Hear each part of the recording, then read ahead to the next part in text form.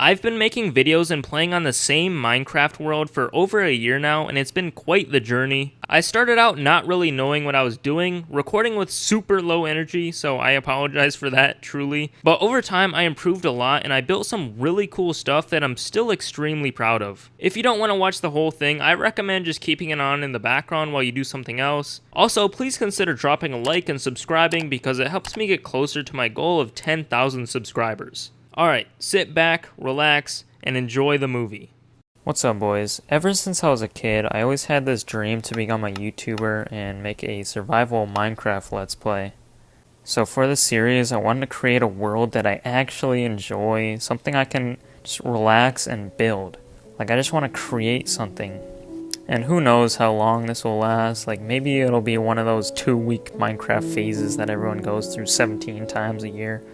But I just wanted to try.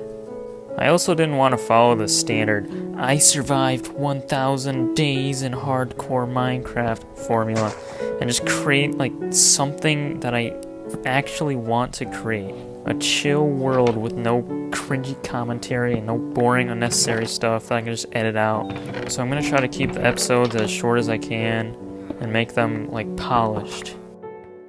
This is my first time using shaders, as well as the replay mod, which took literal hours of me just being extremely confused because you can't download some stuff in the newer versions, so you gotta get a very specific replay mod version. But to get the shaders working on that replay mod version, you gotta get the specific sodium fabric version that works specifically with the replay mod. But wait a second, the sodium fabric version just crashed. So I gotta find out specifically why that happened. If you couldn't tell, there's a lot of specifics. But basically, that was a nightmare for my clearly intelligent brain that knows all about the computer knowledge. I wanted to talk about what really pushed me to start this series and why I decided to turn this idea into an actual reality. And I'm gonna be real with you guys, so sorry if I get too philosophical. I'm a senior in high school.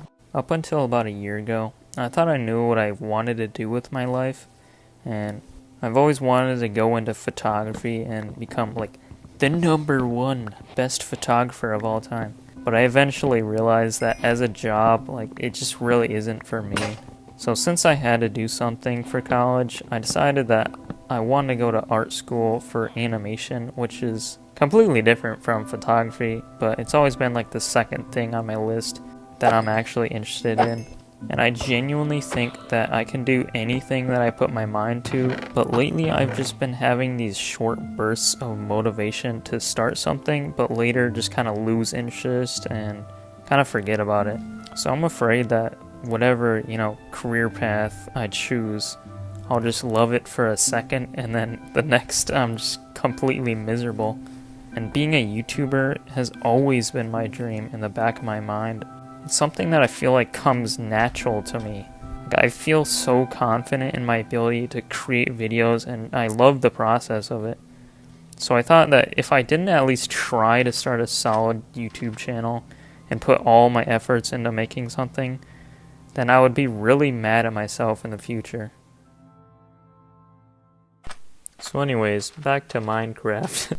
I really like this spot in the middle of the mesa biome, so I decided to gather up materials and start building a house.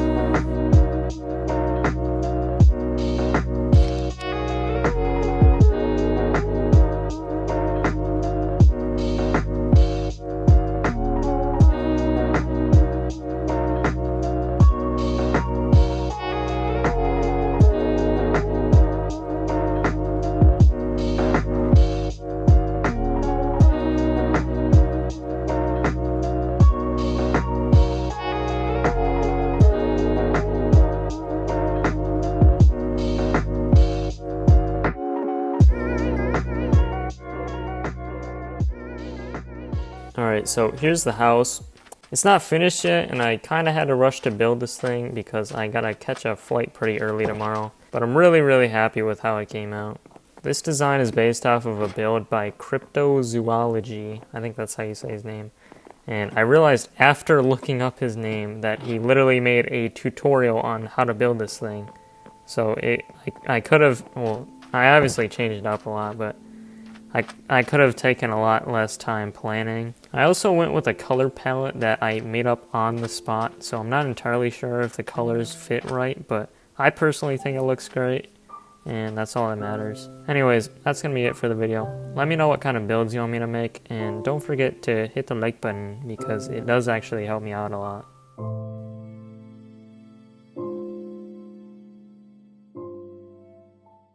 What's up, boys? Today I want to become rich in my survival world because right now I'm extremely poor.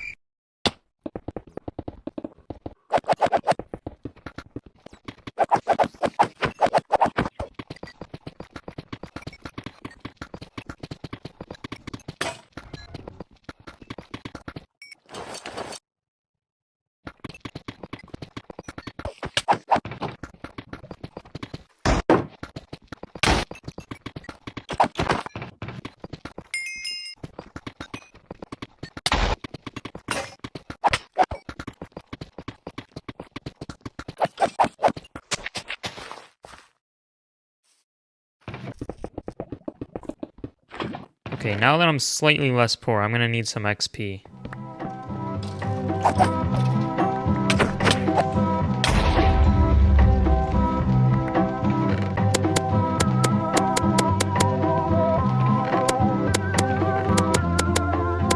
Nice.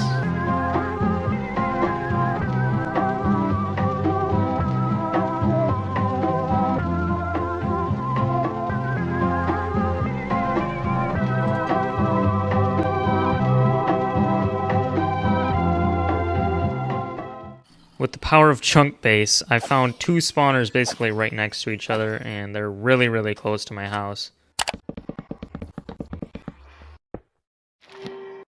Nice. Now what I want to do is build a villager trading hall, and I want it to be around here somewhere. But before I do that, there's a bunch of materials I need to get.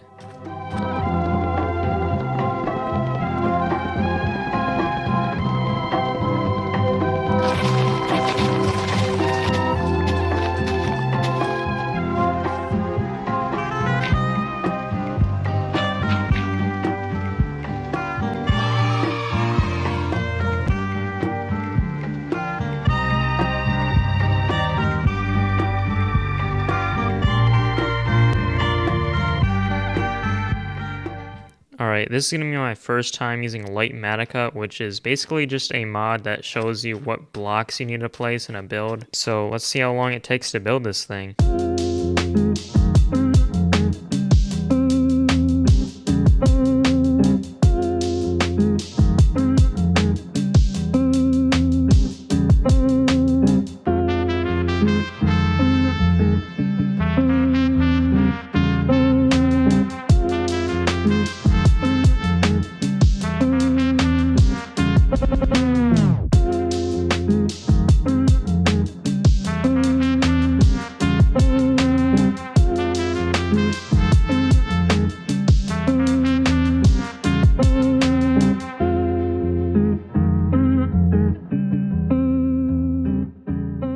I don't know about you, but I'm really happy with how this came out. It only took about like 2 hours, I'd say, maybe less. I didn't really pay attention at the time. This design was inspired by AirTug MC, but I did change a lot about it in my opinion. There's still a lot of changes I need to make in the interior.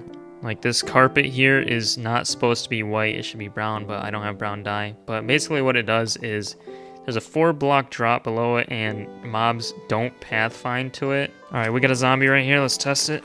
And he cannot follow me. What I want to do with this place is dig a basement and then fill it with a villager trading hall with all of the villagers I need and all of them at 1 emerald per. So now what I need to do is go through the extremely tedious task of zombifying villagers, curing them, trading with them, repeat. And I'm probably not going to record all the boring stuff for you, so I'll be back in 7 years. I wanted to give a little midway update on how this is going.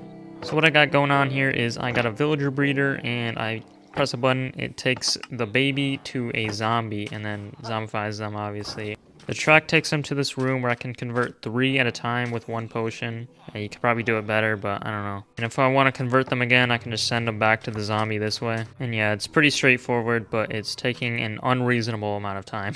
I should also probably mention that I built an iron farm a little after that last clip. And the replay of me building the house around the iron farm corrupted or something, so I'll just show it right now. We got a little blacksmith going on here. There's no interior, but I think it looks really nice. Every time I say a build looks nice, I feel like there's people that genuinely don't think it looks good, but I don't care because I think it looks great.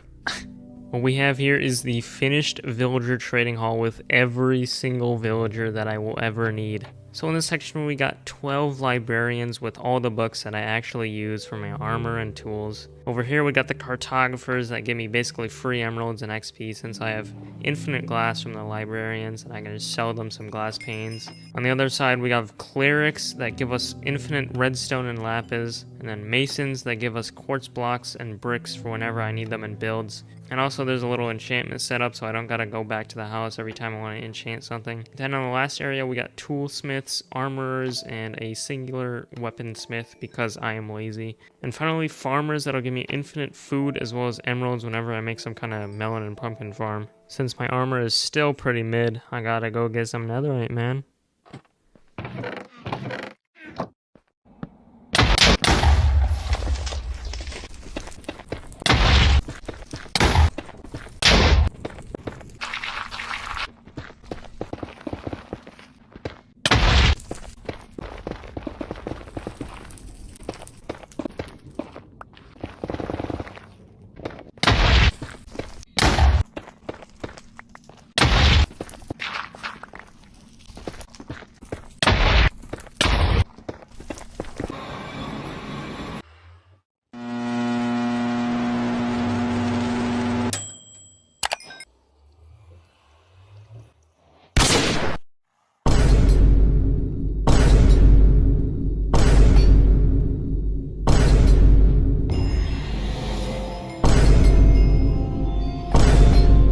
That's gonna be it for the video. Make sure to hit the like button because it helps me out a lot, and let me know what you want to see next. In this video I built probably the longest storage system there is in Minecraft that goes on for 200 blocks and holds over 5 million items. Before I started the project there was still some essential stuff that needed to be done, like killing the ender dragon so I could get an elytra, as well as getting a 3rd skull to kill the wither for a beacon.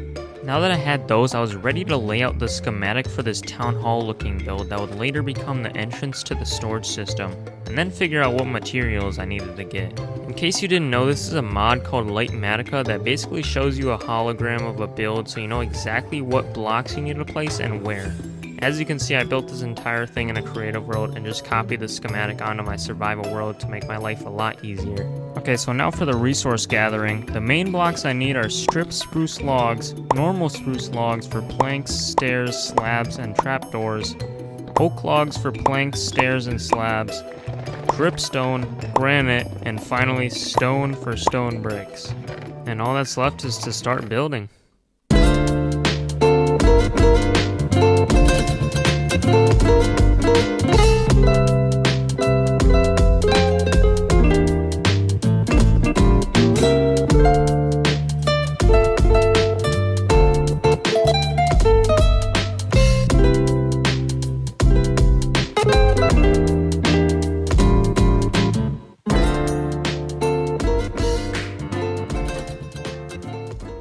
After that, I was ready to mine out the entire basement as well as line up the schematic for the first row of the storage system.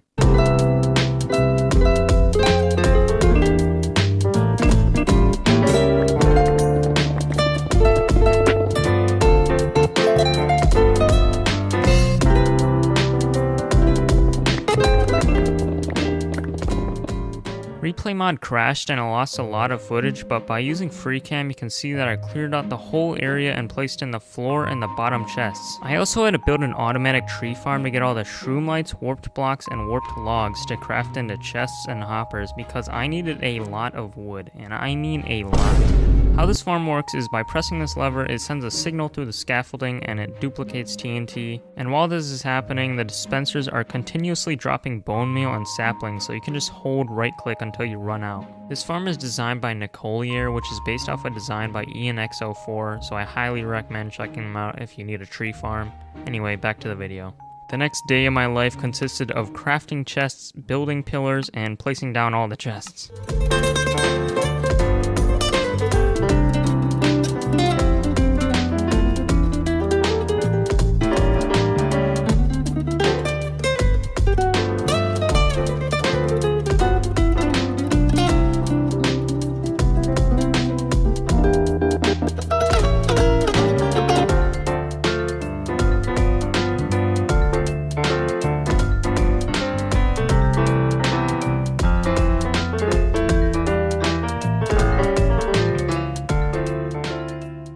I still had to finish the design as well as start the actual redstone process that automates the system, and for that I needed to trade with villagers like 20 times each because I needed a lot of redstone for torches, repeaters, and comparators, which for comparators I needed to go to the nether and mine some quartz, and the last few days of the project were spent just placing redstone components in the right order and also putting in the filters.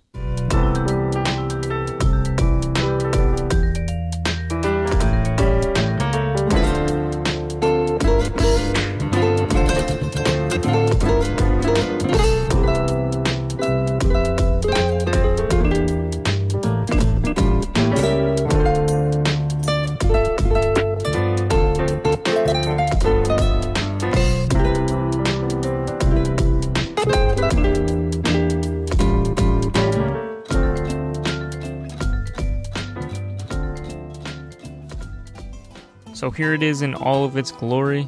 Thanks for watching the video, and on your way out I ask you to drop a like because this video did take around like 25 to 30 hours to make. Also, let me know what you want to see next because I have a lot of plans for this world and I don't really know where to start.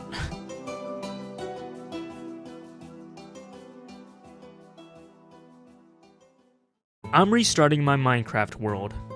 Well, kind of. I have some really useful builds like my massive storage system, my villager trading hall, and this town I started, but I want a blank canvas. So I used up my last 2.5 brain cells remaining to come up with an idea. Why don't I just move thousands of blocks away and start over? Hey everybody, welcome to my new survival series where I'm going to be building my absolute dream world filled with like all these towns and castles and just beautiful landscapes. Overall, I just want to build like this fantasy world, you know what I'm saying? Today I cleared out this absolutely perfect flat area for the first town I'm starting, which is gonna only have 3 houses for today, but I'm definitely gonna get to a lot more in the future. And coming back to the old base, I'm gonna need to start material gathering, which is gonna be a lot of like the crimson variants, which as you can see here, I have my tree farm. It already has some, but I might run it for a little longer. I'm not really sure. I also need a lot of sandstone and like dark oak and stuff. Of course, I got straight to work gathering a lot of different wood types, mainly because when I was designing the houses, I made a lot of different floors for each, but also I just really needed dark oak and crimson logs for all of them. Then I visited the local desert and got a lot of sandstone, smelted half of it down into smooth sandstone, got some different stones for the base of all the houses, crafted up a bunch of stairs for the roofs, traded glass with the villagers, and finally, off camera, I crafted up a bunch of just random small amounts of blocks that I needed. Alright, I think I got all the materials. Knowing me, I probably forgot something, but I think we're ready to go. So, without further ado, let's get to a time lapse.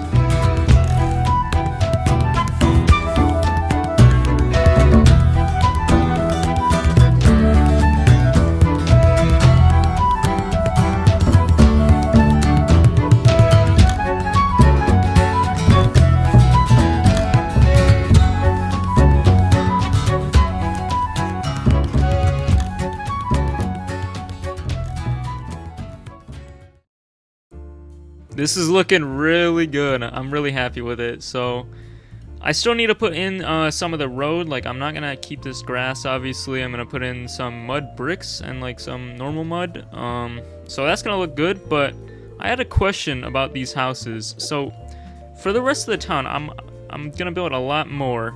Should I keep the same block palette? Like, I really like the sandstone, birch, smooth sandstone, and then the crimson logs, or the crimson wood, whatever. I think this looks really good, but I'm not really sure if I want to keep doing it for every single house in the entire town. So let me know what you guys think. Like, I might do like certain sections with the same colors. I don't know. But anyways, now for the big reveal of the interiors.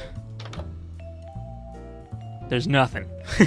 So yeah, the next step of the process, I'm gonna do the interiors of all the houses. This one's gonna be a little shop. Those two are gonna be the houses, and I've gathered some materials up. Nothing too crazy. This took me about like an hour or two. I don't even know. Yeah, so this building is gonna be a bakery, a little cake shop. So give me some names in the comments, and I'll actually change this to whatever one of the best comments I find is. But yeah, let's get straight to it. So first I want to add a little counter and then like a back area for like where they like set up the cakes and get it all ready and brew some coffee. So I guess for the coffee I'll add a brewing stand and like a flower pot, maybe one right here too. And then maybe some books here just to add some variety of blocks, and one on the other side. Then I'm going to add some barrels up top for storage, I guess. I don't really know. Do bakeries even have that? And we're gonna add the first cake right here so the customer like sees it right as they're walking in. Actually, should I do that? I don't know, whatever.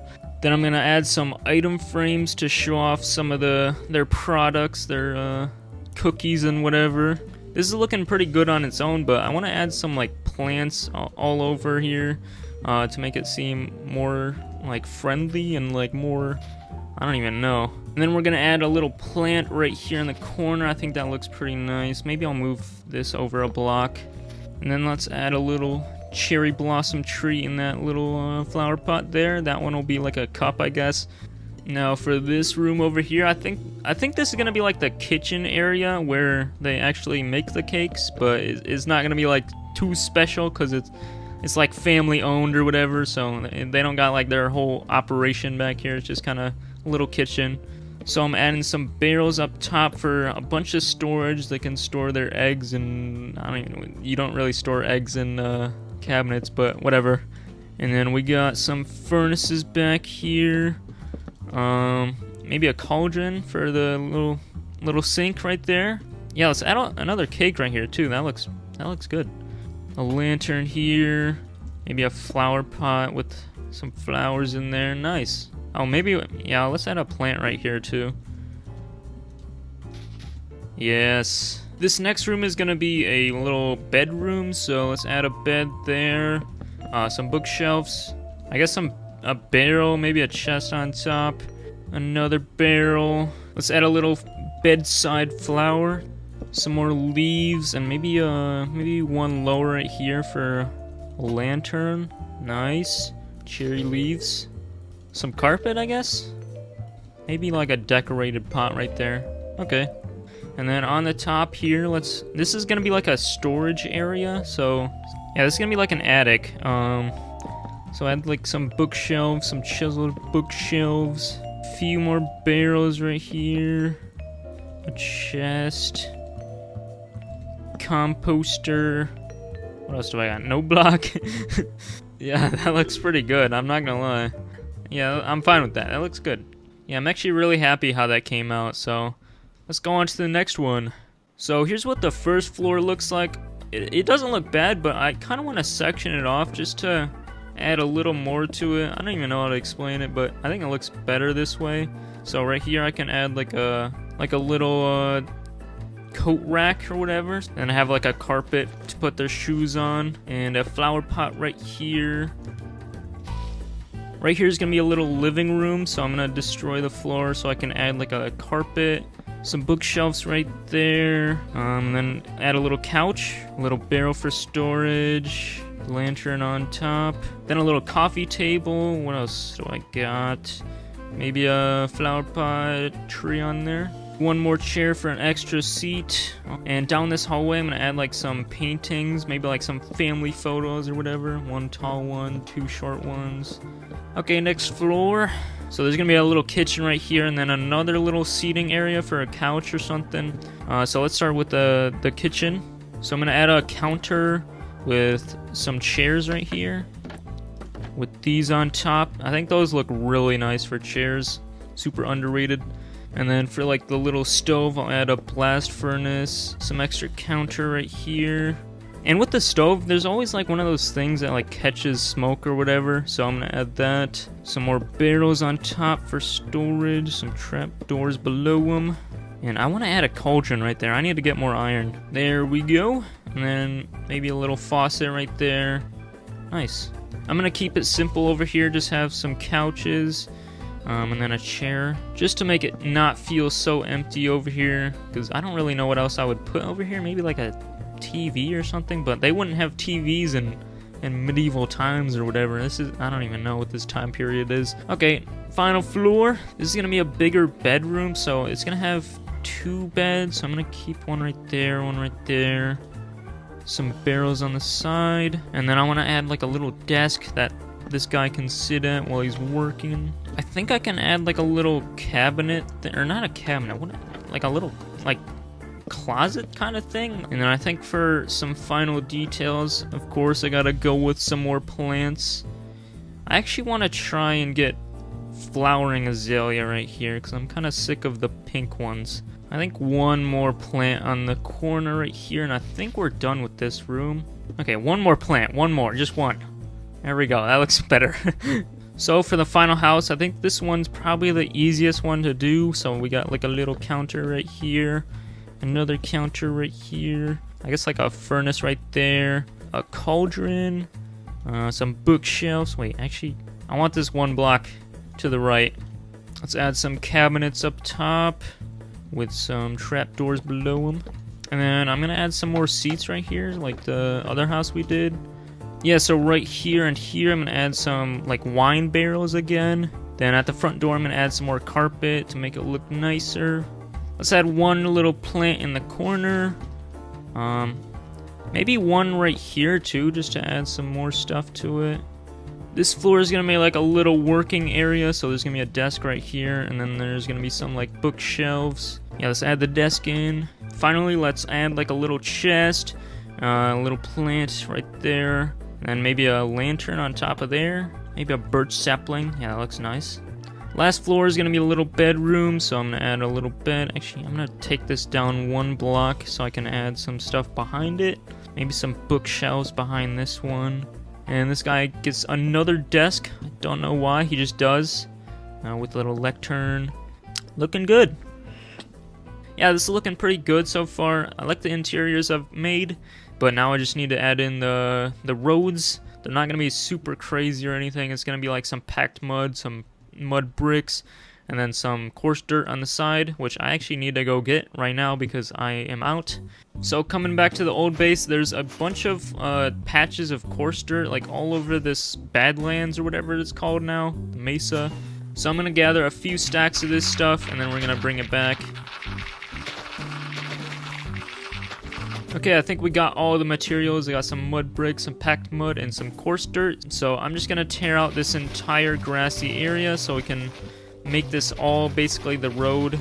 So what I'm doing here is I'm just kind of like randomizing where the mud bricks go, and then I'm gonna add the packed mud like in between them like this. This is what it's looking like. Now I'm gonna add some coarse dirt on these sides to make it roughen up a little bit, like kind of the edge of the road. No one really cares about it too much, so by itself it actually doesn't look bad at all, to be honest. Like, I think this actually fits in perfectly with this kind of style, but I still gotta add some actual details, so it's not like just a random road that no one's living on, it's just deserted. For example, I'm gonna grab a bunch of this tall grass. I'm just adding it here and there, kind of look like there's like weeds growing everywhere. Right next to the bakery, we're gonna add some little pots. In this corner, we'll add another one, and then like a campfire to add like some pallets or whatever. And in this little street, I'm gonna add a wheelbarrow, which is gonna make it look pretty narrow right here, but I think it's gonna work really nicely. Okay, so I'm gonna start with the wheels with some wooden or oak trap doors and some spruce slabs, and then like the hand grip thingies or whatever those are called. Some hay bales on top, maybe a barrel. Maybe 2 barrels actually, that looks better. And then I'm gonna add some trapdoors in the back, and then finally some signs on the side. As the sun's setting, I'm noticing this area is getting pretty dark, so I'm gonna add a few lamp posts just to light the area up a little bit more because I don't really like the torches everywhere, obviously. Yeah, I think this looks pretty good. I'm gonna do one more over here. This area is looking really good, so I'm actually really happy with how it came out. But I think I'm gonna have to leave the building for another day because I'm kind of tired of building all these houses and stuff. For the future of all these buildings, I want to actually add functions to them so I have a reason to come back. For example, I could add like a whole entire basement to this house and add like a creeper farm or something because I desperately need gunpowder.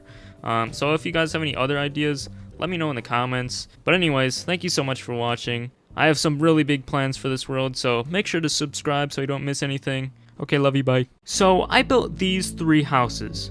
Now they're pretty cool and all, but I want more. In fact, I want an entire town full of unique buildings, each with interiors and practical uses, like various different farms, storage rooms, potion areas, etc. So the first step is to gather all the materials. Even though it's pretty straightforward, there's a lot of blocks I need to gather. The main ones being every single wood type, every single stone type, wheat for packed mud, glass, and sandstone, not to mention the dozens of just random stuff that would take way too long to name them all.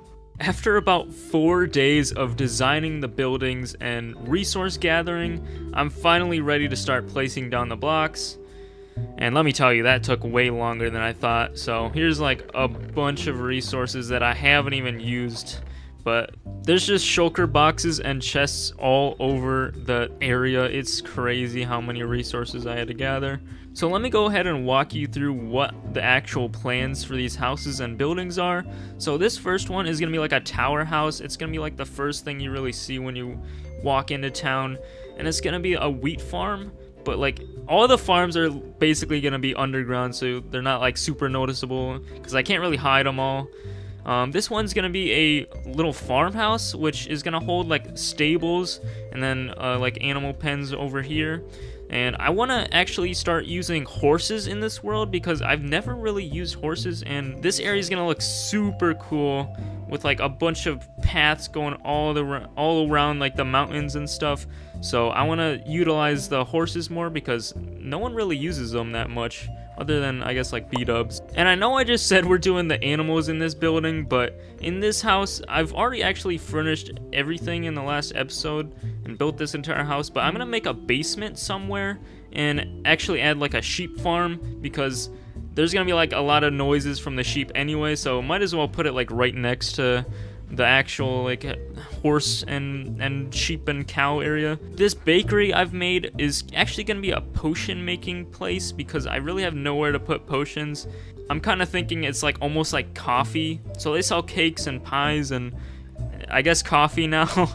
But speaking of which, last episode I actually asked for names and Kyle Boulderson recommended the Dirty Dozen, which I really like that. And there's gonna be a lot of buildings that need names, so let me know in the comments for every single one pretty much. Right here is gonna be a flower shop, which is gonna hold all of my leaves because I genuinely like don't have enough space to put leaves, so I might as well make a whole building for it. This building is gonna be an inn, so if I ever have like friends join the world, they can like stay in these rooms.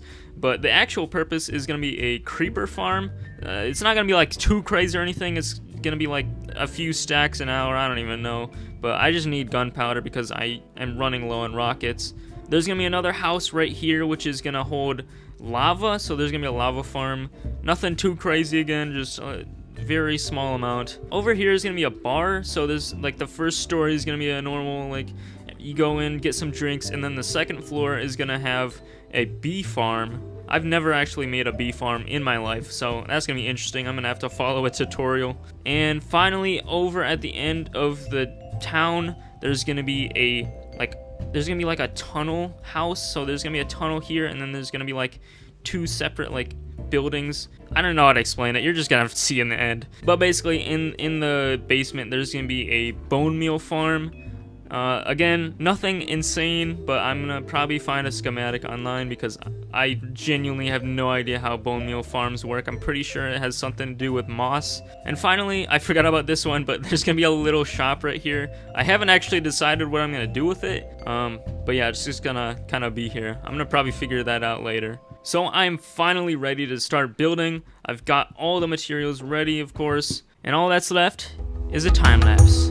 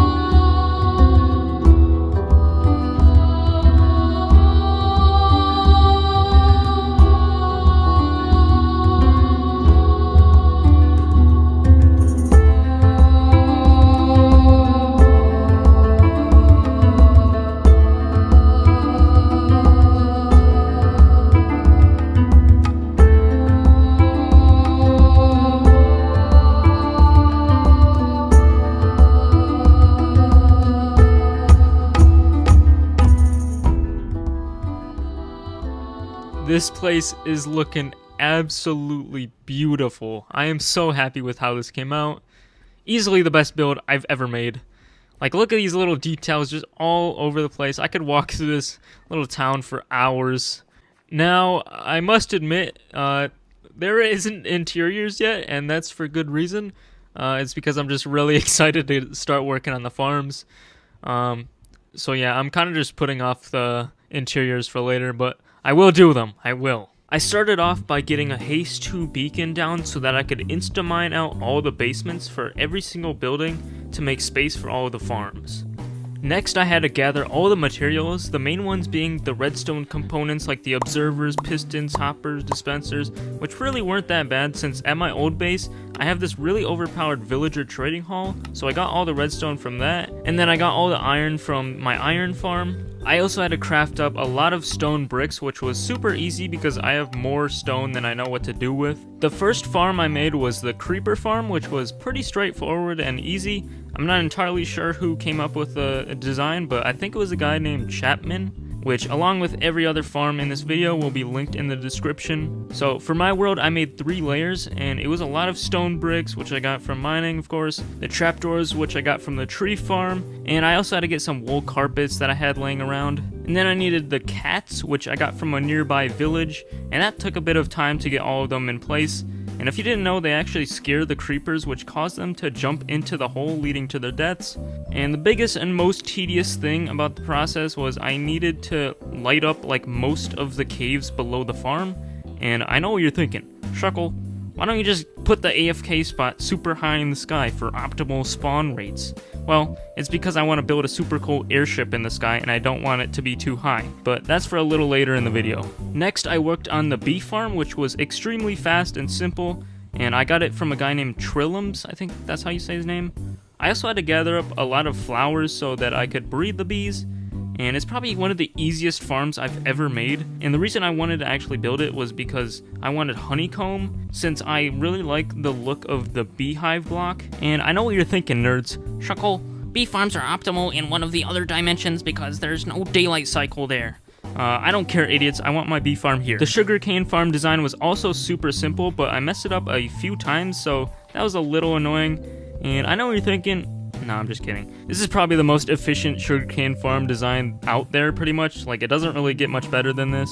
The 4th farm I worked on was the sheep farm. Super simple and easy farm design by ENX04. I have so many farms made by this guy, you have no idea. The main challenge about this farm was actually finding the sheep. But anyway, basically I had to get 12 different sheep, then push blocks down on top of them so that they get sheared, and then the blocks float up to the top where I collect them. And there's grass in like every single possible spot that can grow to the grass that the sheep eat, and it produces way more than I need. Next up was the moss farm, and this one was a head scratcher. So I built it in a creative testing world, so I knew exactly how it worked and like how to build it in survival, and it just didn't work the first time, or the first like 2 times. So I must have placed a block wrong or something, because the trapdoors didn't open, so I rebuilt it, I think 3 different times, and finally I got it working. And I know what you're thinking, Shuckle, this farm sucks, probably produces like 7 bone meal per hour. I don't care, nerds, I just want some passive income bone meal. Also, I got this design from a guy named Sebalu622. The lava farm is really as simple as it gets. Literally just 7 lava sources with pointed dripstone going into cauldrons. I only really use lava for like smelting and stuff, so I don't really need more than this. And if I do, I can just expand it super easily. And the final farm of the video is a wheat farm so that I could get packed mud. I got it from a guy named Madzify, and the only annoying part of this was that it takes like so long for the farm to actually like start working, and I think it's because the villager needs to get his inventory full or something, so that when he breaks wheat, he can't pick it up, and then the hopper minecart actually picks it up. But I could be wrong. But other than that, it's a pretty simple farm that gives me wheat, so that's all I can really ask for. Finally, I finished all of the farms, and if I AFK for a little bit, which I usually don't like to do in my world, I can get a ton of resources. Like, look at all of this gunpowder, and there's a whole nother shulker box that I haven't even showed you, but there's a lot. If we go down to the bee farm, it is working really well. Like, I don't actually know if I'm gonna use like half of that.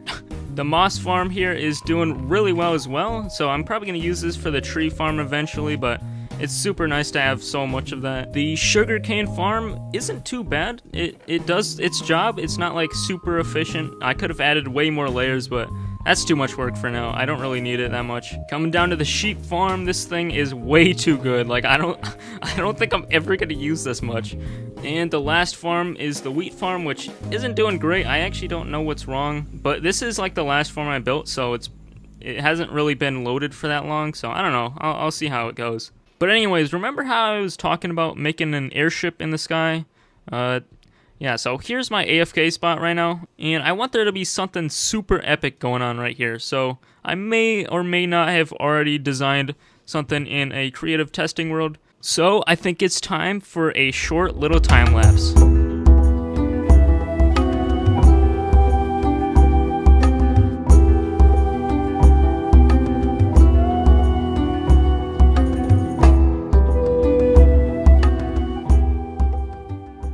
This is looking seriously cool.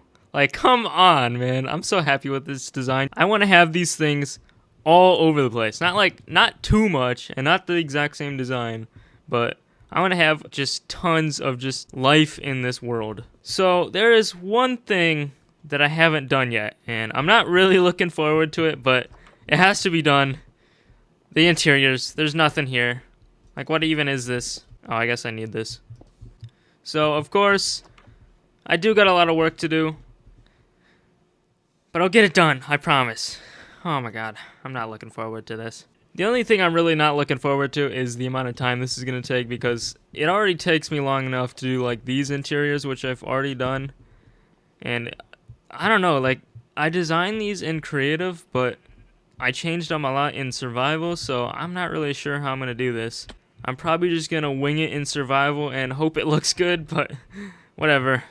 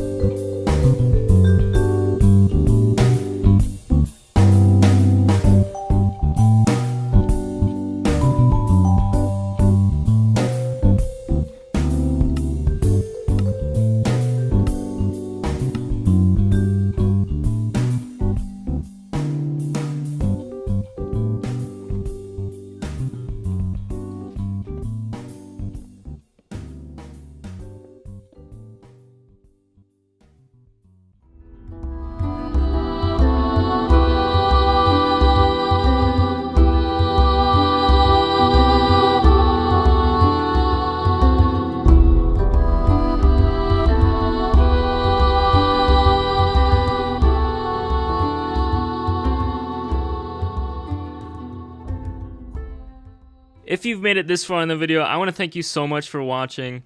These videos take a little bit of time to make, but I think they're so worth it. I love making these survival videos. If you did enjoy, please consider subscribing and dropping a like because it helps me out a ton. Anyways, thank you so much for watching, and I'll see you in the next one. Last episode, I built this medieval town with 7 different farms and interiors in each building, as well as an epic airship. Today I'm going to build an absolutely massive castle mega base that holds an overpowered villager trading hall, giving me infinite emeralds, golden carrots, every enchanted book, diamond gear, and more. So before I do anything, I just gotta show you what the location looks like. It's not that bad. Like, some spots are really ugly with lots of holes and rough terrain, but I really like this place, so I'm gonna spend a few hours terraforming this mountain so I have a nice blank canvas to work on. I'm no terraforming expert or anything, but the basics I go by is keeping every single layer of grass going in a consistent direction, which is the best way I can describe it, and then figuring out a smooth and natural slope that the hill goes by. I try to have a lot of curves and like no rough edges whatsoever. Then I like making the terrain so that it's easily traversable, so I don't want to like hit my legs on a block every time I jump up. So I spread out the grass horizontally. So anyway, back to first person. Alright, look at this smooth mountain. I am really happy with this. So it's obviously not completely done because I didn't show the backside. Oh my god, I don't even want to look at it. For the most part, I think it looks really nice and it's something I can definitely work with. It just needs a few hours of work, which I'm not really willing to do right now. But what I want to show you now is the block palette for the castle. So basically the walls are going to be a gradient going from gray wool into... Oh my, can you move? Like I was saying, it goes from gray wool to cobbled deep slate into tough into andesite into gray wool, or light gray wool this time, diorite, calcite, white wool, and then finally blocks of quartz. Now, up close, it doesn't look that crazy. It doesn't look that good, to be honest. Like, it's not bad, but using a mod called FreeCam, we can go and look in from a distance, and that's pretty good. That looks really interesting. It actually goes from dark straight to light. The walls are, like, scaled very tall, so it's not gonna be just one block going into another block and going the next block. It's not gonna be just one to one to one. It's gonna be like this kind of thing, maybe to this, back to this. It's kind of just gonna be more gradual is what I'm basically trying to say. Now for the roof. The roof is really interesting because I came up with some really strange block combinations. I guess not really that strange because it's just kind of the same color, but so it goes from nether bricks, which I've literally never used in a single build, into netherrack, which also I've never used in a single build, so that's gonna be really interesting, into mangrove, which I've used a bunch, red terracotta, I actually don't know if I've used this either, and then nether wart. Like, who uses nether wart? So imagine this like as the roof everywhere, basically. I don't think there's a single roof in the entire build that doesn't have this. There's still a lot of work to do, and I gotta gather all of these blocks, probably several thousands of each single individual one, and some are like way harder to get than others. Like quartz, I gotta trade with villagers, which I already have at my house, or at my old base. That's gonna take a while because I only have like 3 villagers that sell that. Cobble deep slate, there's literally no way to farm that. Same with tough, but tough isn't as hard to get because it's mines pretty fast. Another one that's annoying is mangrove wood. I don't know if you've ever tried to cut down a mangrove tree, but that thing is painful. In fact, to prove my point, I just got a mangrove propagule. I'm gonna show you how annoying this thing is. Look at this absolute monster. And to mine this thing, you have to use a hoe, and you can't just go straight down. It's all like sideways, and you fall down. It's annoying. I probably have to cut like 400 trees or something. I haven't really done the math yet, but I'm gonna have to chop a lot of these things down. So now that you know the block palette, it is time to gather a colossal amount of blocks. Yo, that's crazy. I'm gathering resources. It's almost like that's what I literally just said. So I actually did the math on how many blocks I need to get, and I'll probably put them on screen now. but it's around 20,000 blocks. So yeah, that was fun. Anyways, let me go ahead and walk you through my thought process behind the build. So I built the entire thing in a creative testing world. Then after I converted it into a survival world, I did this because it saves probably like 10 to 20 hours of time, and it also greatly improves the quality of the build. Let me explain.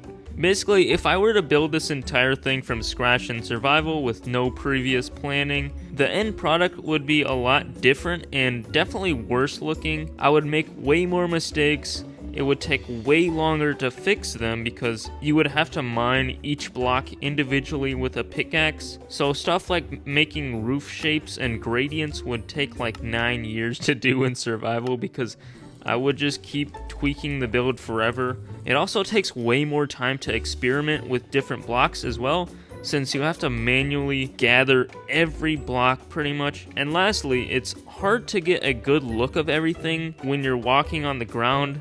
So with creative, I can build something, take a step back, well, in this case fly back, and see if something looks good. And if it doesn't, I can just try something else, you know what I'm saying? And I know you can use an elytra, but that also takes so much time, and you also can't get like that good of a view for more than like a second. Oh yeah, also I'm a college student, so it allows me not to fail my classes and make Minecraft videos every few weeks. So yeah, it saves a lot of time. So there's actually one more thing I need to do before I can build, and that is to kill the wither. And I know you're thinking, why would you need a beacon if all that you're going to do is just build? And the answer to that question is going to come a little later. Oh, I haven't done this in years, so this actually might not go well, but I think I'm pretty confident. So, here we go.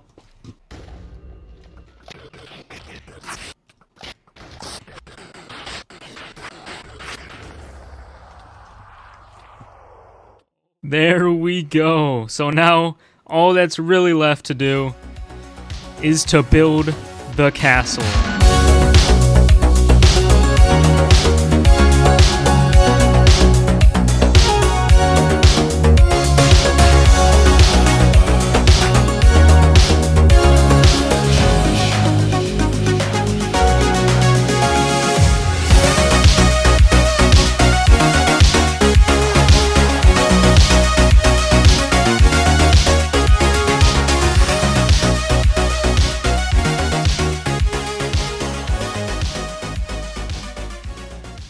Several days later, and the castle is complete.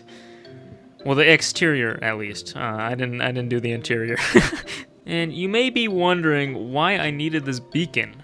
And if I use free cam, there seems to be, I don't know, this looks kind of alright on its own, but it seems to be missing a centerpiece, right? So if I go ahead and plop this down, and look at that. That is sick. Like, come on, man. I could not be happier with this entire design. Like, this took me, like, probably a week or two to design the entire thing. And it was well worth it, trust me. Oh my god. Easily my best build ever. But there is still a lot of work to do. Like, for example, the interior, literally nothing is done. Like, I need to put in the floor. There's these villager pods that I need to add all the villagers. There's a whole nother room over here too. So these are gonna be like the librarians and the map dudes. I forgot what they're called, but there's 2 stories here. And then out in the back, there's gonna be an entire garden. I really don't know like what it's gonna look like yet. I might just wing it in survival, but who knows. Over here is gonna be flattened out. I just haven't gotten to it yet. And to the right of the main building, there's gonna be horse stables. I don't actually know if this is like accurate to real castles, but I put one in here anyway because people need to put their horses somewhere, you know what I'm saying?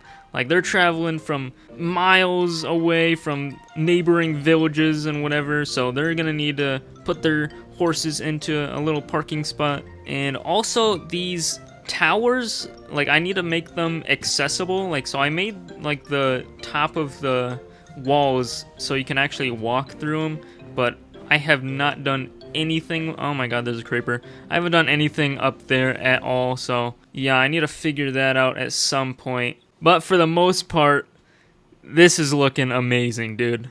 I started off by tearing out grass and replacing the castle floor with polished diorite. I honestly didn't really think that much about the block choice, but I think it worked out pretty well with the build. I heard lots of mobs nearby, so I went to investigate and I made an accidental mob farm next door in the stables, so I killed them all and placed down torches so it wouldn't happen again. Then I filled in some holes and replaced the grass in the castle with a nice path made of packed mud, mud bricks, and mushroom blocks, as well as coarse dirt and rooted dirt on the edges to make it look kinda used and old.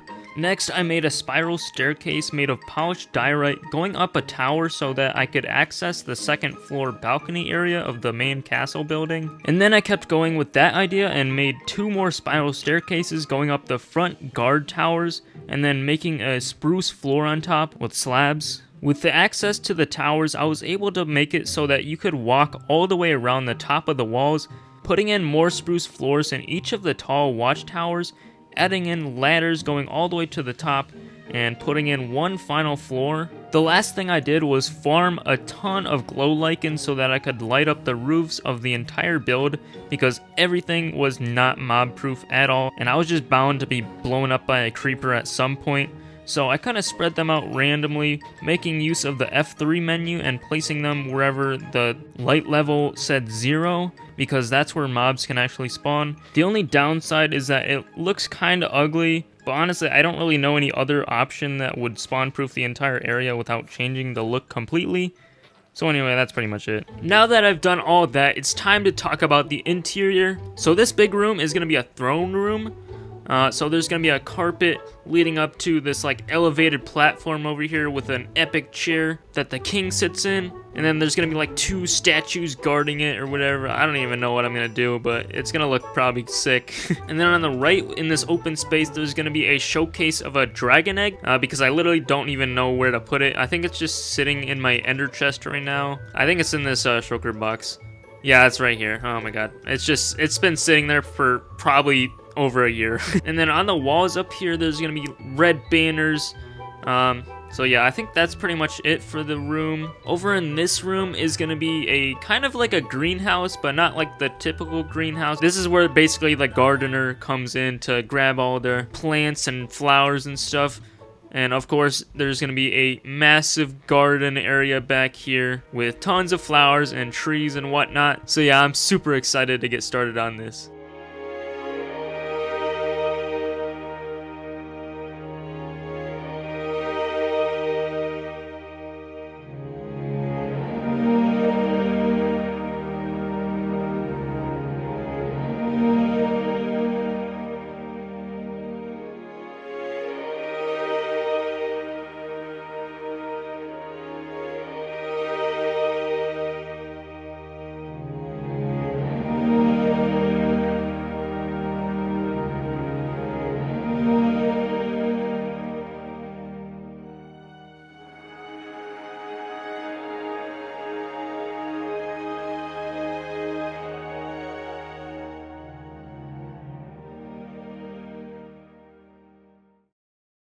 The interior of the mega base is finally done, and I love it. First of all, I was debating whether or not I should actually put like a giant door in the front, but it didn't actually look that good when I was testing it. Plus, I want to be able to fly through with an elytra and actually like not have any problems. So yeah, I just decided not to. But anyways, when you walk into the castle, you're met with this beautiful view of like this chandelier, a dragon egg, and this king's throne. I'm super happy with how this came out. Look at this shape. It looks like almost like a star kind of thing. And then these custom statues that are holding spears, I love them. And then the red banners on top, they look pretty cool. And then in this room, we have all sorts of plants and whatnot. The leaves drooping down to the floor from the ceiling, and the spore blossom particles all over the place. I just love this atmosphere so much. I think it brings so much to the build. And of course, we got the beautiful back garden with tons of flowers neatly categorized, and of course the trees too. It just looks so nice. Like, you could just come out here and like read a book or something. I don't even know. But probably my favorite thing in the whole garden is this little thing. I don't even know how I made it, but it looks super cool. It's like one of the arches that like some gardens have. I don't even know what they're actually called. And with that, I think the building side of the castle is finally done. Now for the practical side, which is to get all of the villagers in place.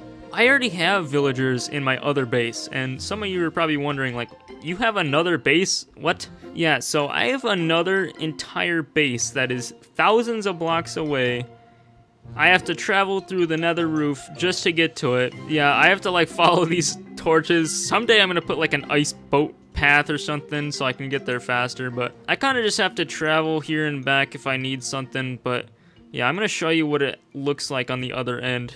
So I get out in my starter base from my first video on this channel actually, and as you can see, the place is pretty interesting. I kind of was experimenting a lot when I was building this, but I don't really like it that much anymore. The one cool thing about it is this building. When you come down here, you are met with probably the biggest storage system of all time, dude. This thing is massive. And if you want to check that out, I have another video on that. But we're not really here for that. We are here for the villagers. This is my villager trading hall that I come to all the time. Here's my librarians, the cartographers. What are these called? Clerics, masons, all the armor and toolsmith dudes. The farmers, of course. I get all my food from here. And every single one is like super discounted, so I can get infinite emeralds here. All the books are pretty much 1 emerald. And that wasn't even all the villagers. I have more villagers over here. A bunch of, what are these called again? I already forgot. Clerics. And then I have my little converting station right here that I make the villagers into zombie villagers.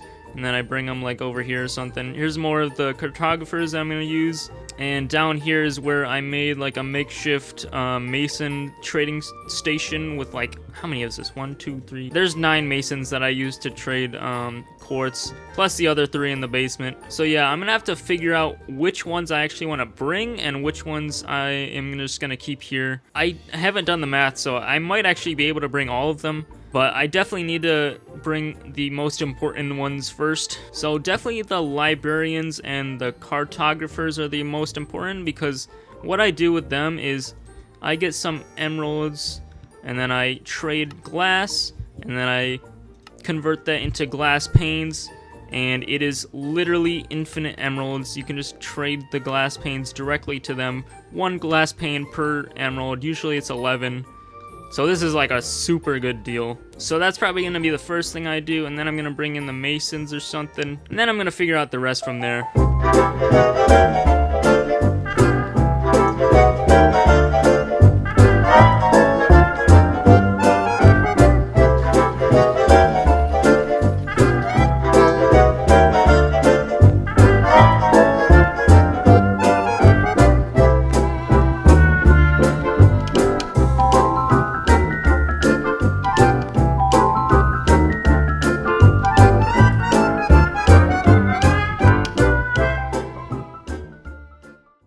Well, I never want to work with villagers ever again in my entire life. Every single one is in place and organized. We got the clerics, the masons, the farmers, the tool dudes. Over here we got the cartographers, 12 of these. And then we got 12 of the librarians for all of the books that I need. Oh yeah, and it's also probably worth mentioning that I connected up the pathway all the way down to the town with this really nice like S-curve kind of thing, which is made out of packed mud bricks, and then mushroom blocks, as well as coarse dirt and rooted dirt on the side, so it looks kind of rough on the edges. But anyways, that's gonna have to do it for the video. If you enjoyed, please consider liking and subscribing, because it helps the channel out so much. Thank you so much for watching, and I will see you in the next one.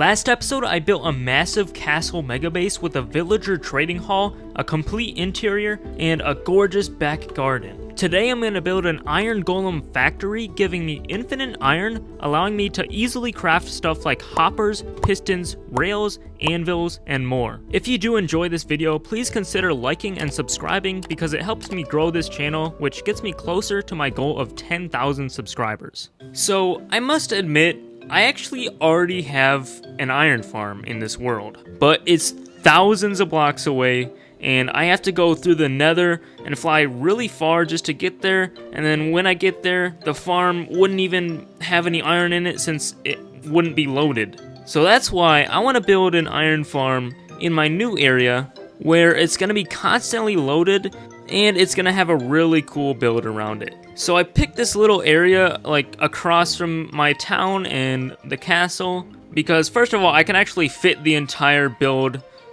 in this area, and there's a village right next to it, so I can actually get the villagers straight from there. So the first job I need to do is terraform the area because it's looking really ugly right now. There's a massive hole right here that needs to be filled. There's pumpkins over here. The terrain is just looking really rough. I don't like it. So now I'm going to spend some time landscaping and making the area into something I can actually work with.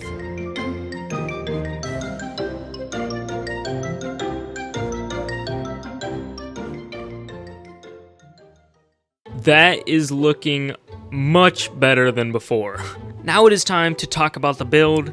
So basically, there's going to be a factory style of building here, but since I'm pushing my world to be more in like a medieval time period, it's not going to be like your normal factory. It's going to be kind of old looking with a bunch of chimneys and iron ore on the ground with small little cranes on the sides and like pipes in the back.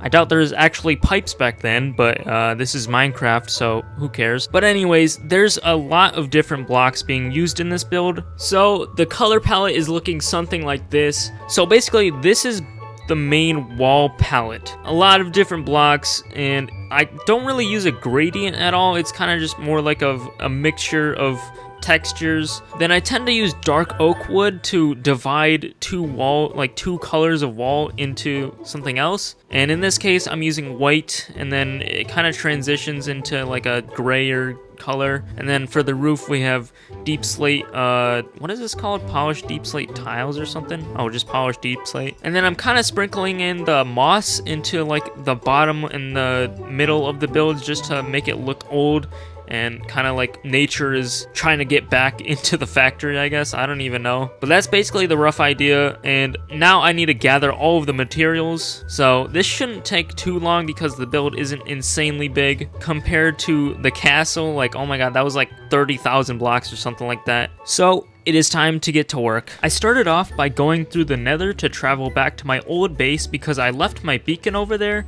and since it was already placed down in a mine, I used that area to gather up deep slate, which is painfully slow if you need a large quantity of that stuff. Then while I was in the range of the beacon, I mined some tuff, stone, and granite, and then got some diorite and dripstone the old-fashioned way. Next, I chopped down some trees, getting lots of dark oak and spruce for the main building, as well as acacia for the pipes in the back, and then birch for the floors. I also got plenty of normal terracotta and then gray terracotta for the walls, just for some extra texture. Then I went over to my moss and bone meal farm to grab some moss, realizing it was incredibly slow, so I took matters into my own hands and just bone mealed some in a cave. And finally, for some other texture blocks, I got mushroom blocks, which are super easy to get. You literally just bone meal brown mushrooms and break it with the silk touch axe. And then I also got light gray wool from my sheep farm, which I made a couple of videos ago. Okay, so I got all the materials in these chests. There's a ton of just miscellaneous blocks and stuff that I didn't actually mention in the voiceover. But now all that's left to do is to build the factory.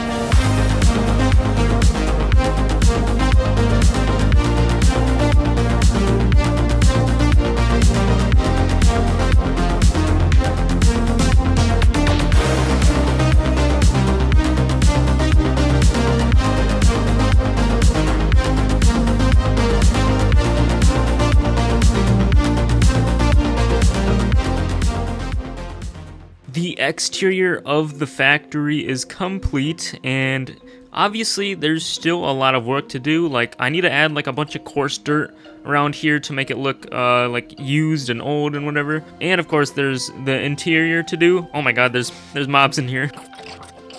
I'm gonna grab some torches so this doesn't turn into a mob farm. Like I was saying, I haven't done the interior at all, but for a little tour we got like the main floor area, and then there's probably gonna be a basement going down to the farm, or like a ladder somewhere. But yeah, when you walk in, there's gonna be probably like a bunch of like little gadgets and little machines and whatnot. There's also a side door that you can go out to like go into this little tunnel area with a bunch of chests and random stuff. But then you go upstairs and there's like another area where people can like work, and you can have like a desk right here or something. There's like a balcony you can sit at, and then you go upstairs, and then there's another area. I don't know what I'm gonna put here, but it looks pretty cool. And then you can also go down here. Maybe this is like a storage area or something. I haven't really thought of anything to put here. And on the other wing of the factory, we got like a little house kind of thing with like pipes going down. Maybe we put like a conveyor belt here going like downwards or something. I don't know. And then when you go upstairs, you can connect through this door into the other parts of the factory. And going to the back side of the factory, we got like a bunch of pipes again. I like this little I don't like generator or something, like another big pipe or something that goes into the side. And then we actually have like the orange pipes. Maybe there's like a lava source or like a slime source or some kind, I don't know, like pumping into the side for some fuel, and some like smaller pipes, I guess, with making use of the lightning rod and levers to make it like connect more. And this is probably my favorite part of the entire build, this little crane. I can use free cam to get a better view. Basically it like pulls up iron from the floor into this crane. I don't know where it puts it, but it looks really cool, so I added it. But anyways, now for the actual point of the video, the iron farm. As most of you know, in order to make an iron farm, you need villagers and zombies to spawn iron golems. And the amount of each varies from farm to farm, but basically you need to have a valid village, and for that you need 3 villagers. All of them need a bed to sleep in, and then finally you need a zombie to scare the villagers, which triggers an iron golem to spawn. So first of all, I need to mine out a big area, which I got my beacon from my old base to do, and then I need to build the farm, which I haven't even picked a design for yet, so I also need to do that.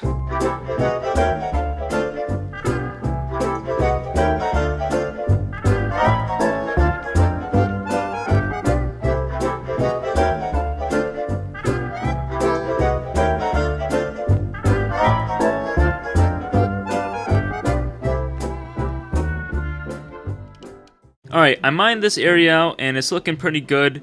And now I actually have to build the farm, which I got my materials right here, which I probably missed something.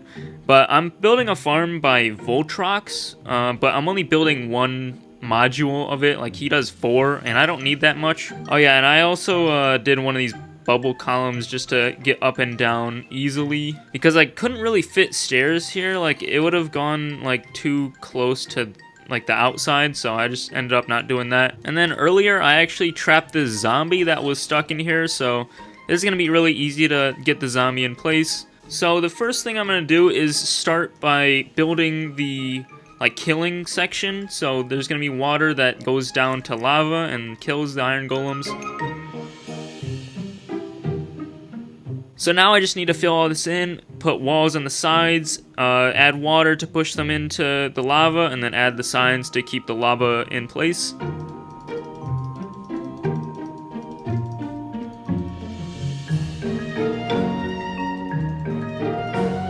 Now for the water. Now for the signs and the lava.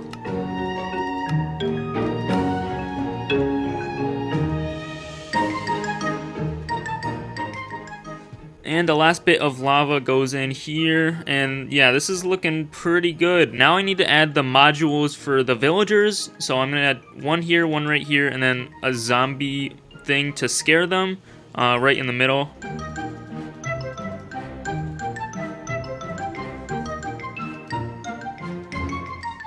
And now for the zombie part, there's gonna be like a bubble water thing, so it like constantly pushes the zombie up and down, so it scares the villagers into thinking they need to spawn an iron golem.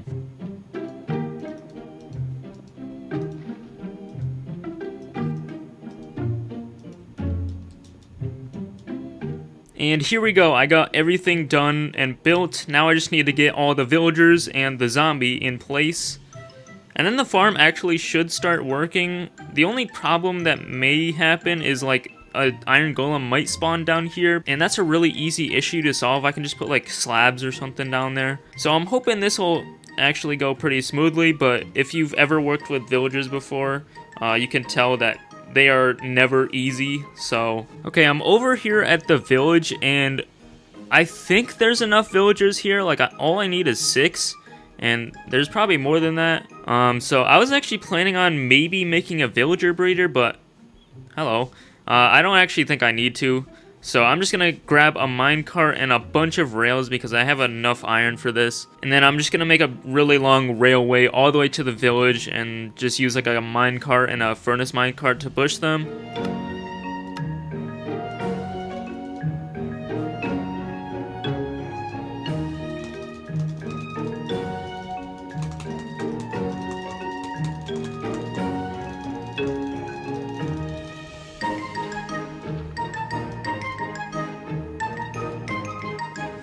I got the entire railway finished, and now it's just time to push this villager, and I think I can just do this, and it should push him like the entire way. Yep, he's going down. Okay, this is good. And yep, he's in place. Okay, I need to break the minecart, so I'm gonna F3B. I think I can break it from here. Okay. Oh no! Oh my god.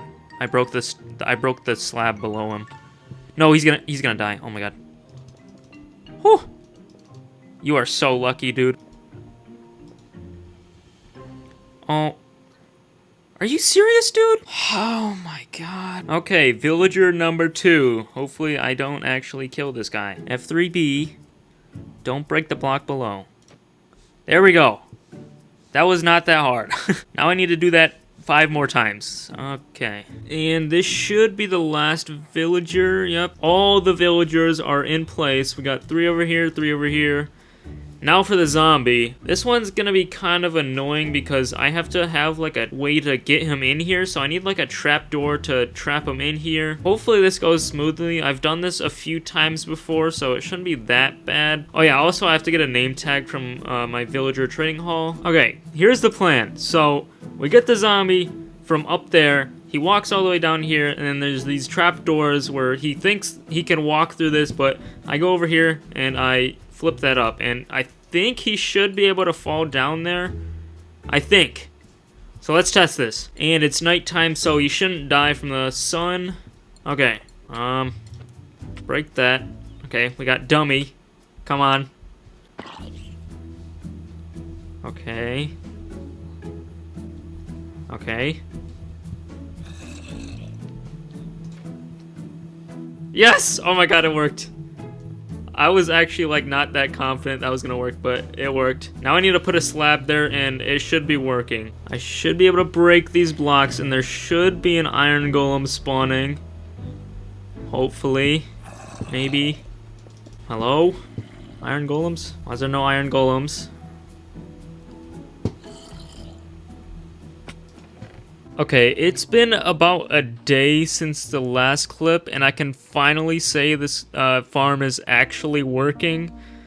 But, oh my god, it took so long to figure out why it just was not working, no matter what I did. I actually had to replace these villagers one time because they all died because I was stupid and I broke this bed and they just jumped out and fell in the lava. But I think the actual issue was that the beds, like, the pillow side was on the corners, so some of them couldn't sleep. But even after I did that, some of them still just didn't sleep. Like, only one on each side slept.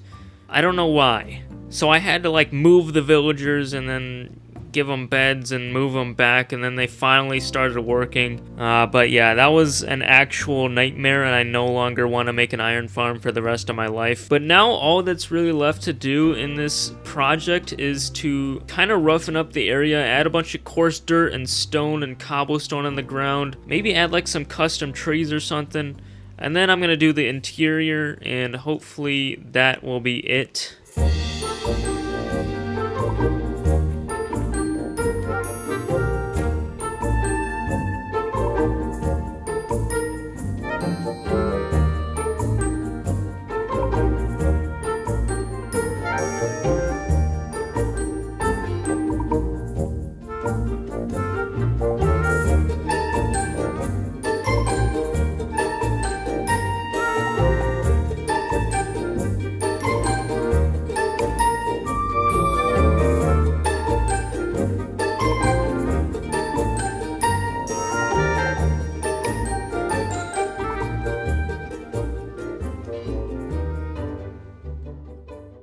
I can finally say that the factory project is finished, and I could not be happier with the result. Now, I did get a little carried away with the details, so I don't think I can really call it medieval anymore, and it's definitely more like steampunk. Let me give you a tour real quick. So first of all, I roughened up the area. I added stone, I added rooted dirt, coarse dirt, even some mushroom blocks in some places. But when you walk in the front door, you are met with chaos of all these random machines.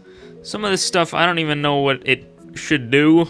Like, what even is this? But we got little robots and machines and gadgets and whatnot, like pipes going into the side. Got this really weird contraption. I don't even know what's going on here, but it looks pretty interesting. I wanted to make the rooms feel really like claustrophobic, if that makes sense. So there's like always stuff going on. It's like hard to walk around everything. You can't just go straight up the stairs. You gotta go like around a machine and stuff. But we got like a little furnace here, some iron and copper to put into the furnace. And then when you go upstairs, even more crazy stuff. We got a huge gear, some conveyor belts, some storage stuff, and then going to one of the other wings, you have another like big conveyor belt going up at the side, and like stuff going downwards, a minecart just because, some paintings, and then some more just random stuff, kind of just trying to maximize the space I've been given, adding a bunch of storage, conveyor belts, random machines and whatnot. I just love these rooms, man. I think I did a great job with it. And then going to the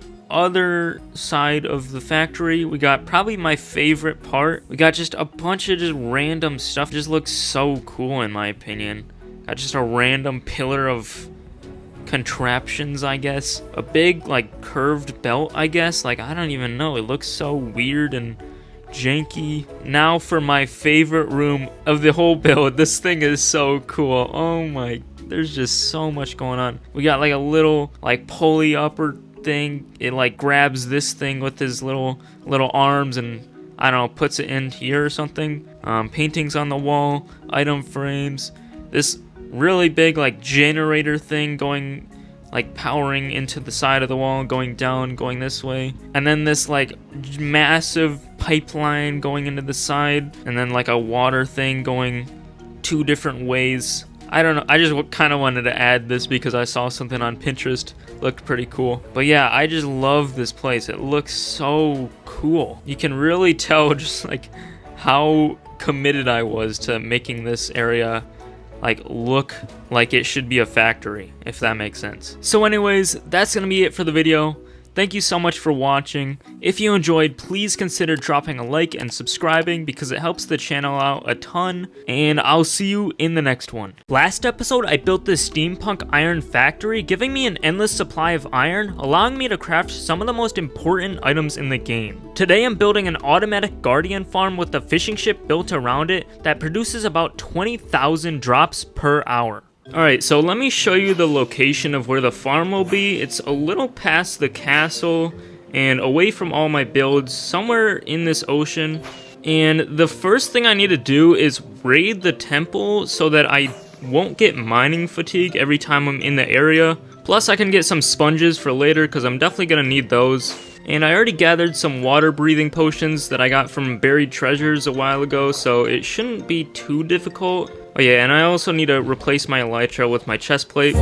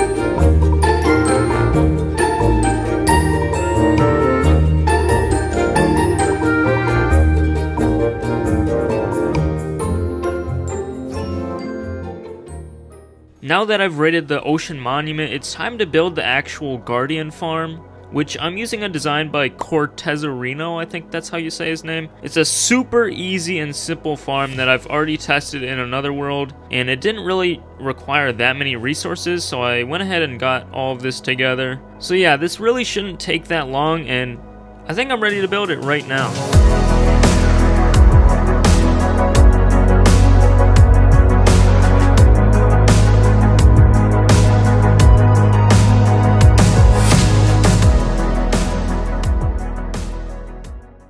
Alright, so the farm is fully built, and it was a lot less painful than I thought. Like, it was way too easy, it felt like. I don't think I ever got lower than like half health during the process of building, but basically how this works is the guardians spawn in this area, like around this area, and most of them get pushed up a bubble path, or a bubble column, into like scaffolding right here. And then they get pushed by the top water stream down into the campfires, and all of the stuff just gets collected in every one of these chests. And it's actually insanely good. Like, it's really efficient. So if I come up to the AFK spot... Oh, I missed it. So if I stand right here, there's a huge chunk of guardians that spawn in this area, and then they just get pushed down to die. And you get a ton of drops. I'm probably going to even improve the storage space because I'm probably going to AFK like overnight one day just to see how much I get. But yeah, the reason why I want a guardian farm is because I want to start building out of the... Oh my god, that's really loud. I want to start building out of the prismarine blocks because I think they look really good.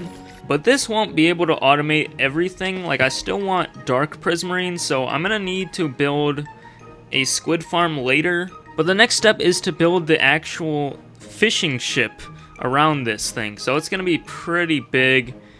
It's gonna have to be like a little wider than this. I've already designed most of it in creative, but I'm still gonna tweak some stuff in survival. But before I can build it, I obviously need a bunch of materials. I began by getting almost all of the wood types in the game, starting with mangrove wood, using a technique where you bone meal several propagules right next to each other so that the logs spawn like really close together, which are easier to collect, and using a hoe to insta-mine all the leaves. I needed mangrove for the main color of the boat, which ended up looking really nice. Next up was spruce. I made sure to raise up a platform of dirt so that I wouldn't get podzol everywhere. Then I flew up and chopped it all down from the top. Then I did dark oak, which was mainly for the floor of the build, so I needed a bunch of dark oak slabs. After that, I flew back to my old base and into my tree farm to gather a bunch of crimson stem for some of the texturing on the side of the ship, and then I quickly chopped a few acacia trees for some stone texturing and a few birch trees for some weight texture in the build. I flew into a cave for all of the stone, first getting a bunch of diorite, which was the main white block used in the ship. Then I got some regular stone just for some variety, and then I found a geode and got a bunch of calcite since it goes really well with diorite. Next, I went into the nether and fought this ghast, which I have no idea how this was not returned to sender. It literally went straight through the middle of the dude, but I ended up getting it after a few tries. Then I mined some blackstone since it was one of the main blocks to use in the build once again, as well as netherrack, which I got a bunch of. After getting back to the overworld, I flew into my castle trading hall to trade a bunch of glass with all the librarians. I also went back down to the caves because I needed a bunch of cobble deep slate, regular deep slate, and then some tough blocks. Then I realized I forgot to strip some of the mangrove logs, so I made a 56 block tower, then chopped it all back down. And for the final main block of the build, I went down to my sheep farm to get some white wool for some final extra texture. Alright, I got all my materials I need in these chests. A little bit of random decorative blocks here and there that I didn't mention in the last segment, but now it is finally time to start building the Guardian fishing ship.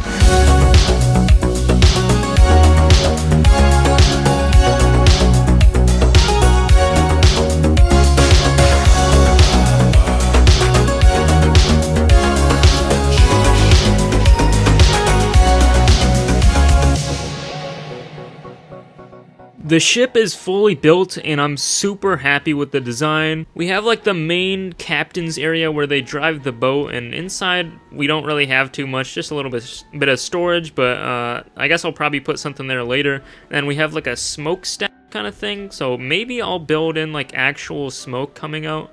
I'm not too sure, but I also added these like banners. Probably not the safest with some smoke coming out, but I think it's a cool addition. And then we have like this flagpole connected to like a claw kind of thing that like picks up the guardians and puts them in like shipping containers. We have like all sorts of different type of random containers. Oh yeah, and by the way, the way to actually get down to the farm is through this trapdoor, and we have like the same kind of setup. You can open these trapdoors to get to the bottom chests, and from the outside it doesn't look too good. I actually haven't put a floor in yet, so I don't know what I'm gonna do about that. For the last part of the video, I need to make an automatic squid farm somehow. I've literally never built one before, so I have to do some proper research beforehand, and then I'll figure it out. So, to my understanding, for a squid farm, I need to find a river biome that is pretty narrow, and ideally with like one spot that has like a big area like this, but this is not very narrow at all. So I'm gonna continue looking until I find something I think I can work with. Alright, I have found literally the perfect area to make a squid farm. I needed this 13 by 13 area, and for some reason this still counts as a river biome, so this is literally perfect. And the reason I needed it to be really narrow is because I need to actually use sponges to clear out all of this water for all the rest of the river. So I just didn't want to have to clear out like a massive river like I guess this. But I shouldn't need to actually clear out like too far this way. And that way is like barely even a river. So yeah, this is a really good spot to build a farm. I'm building a farm by Shulkercraft, and the first thing I need to do is replace all of the outer edge of this with glass and then make it go all the way down to as far as it can go, which now that I'm noticing is pretty far down. So that might be an issue later, but for now I just need to start placing down blocks and I should be fine.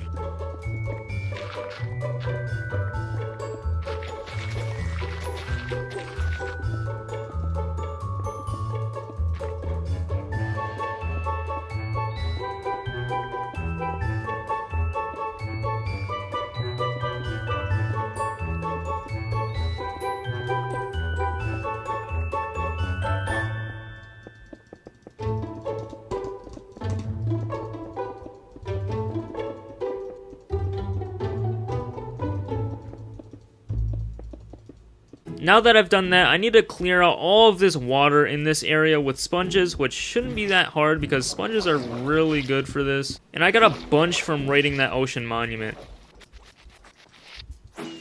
The reason why I need to clear out all the water is so that I can dig all of this area out down to Y level 46, I believe. So it is somewhere down here. Yeah, right about here. So I need to dig out all of this area.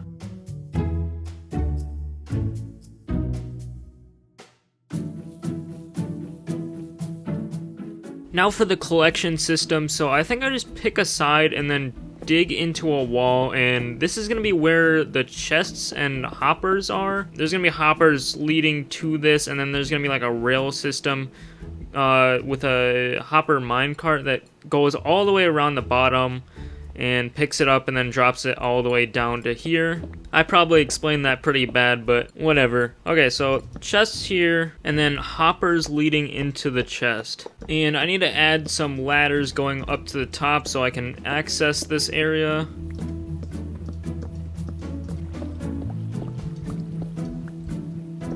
And now for the rails, I need to place redstone torches down here so it powers the rails, and then I can replace all of the stone. For the rails, I'm kind of just having to follow the tutorial and placing the rails exactly how he's doing it. Then I need to place magma blocks over every single rail here.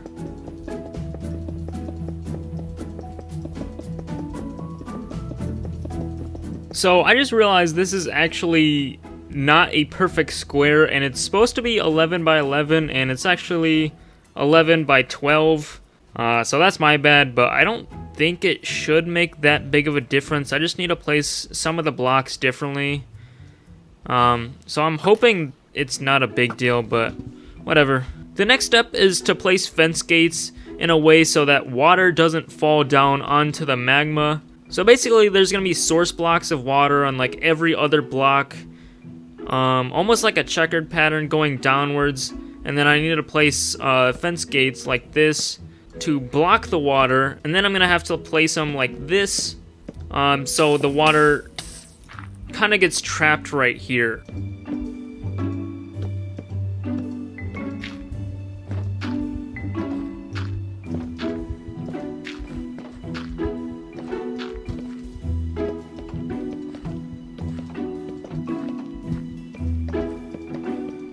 Well, it's definitely not pretty, but it works, I think. Now I need to place glass in a way that I can place water in the middle of this, and it flows directly down into the trapdoors that I was talking about. And I think it's just in the same grid pattern. Yeah, it lands directly right here, which is perfect.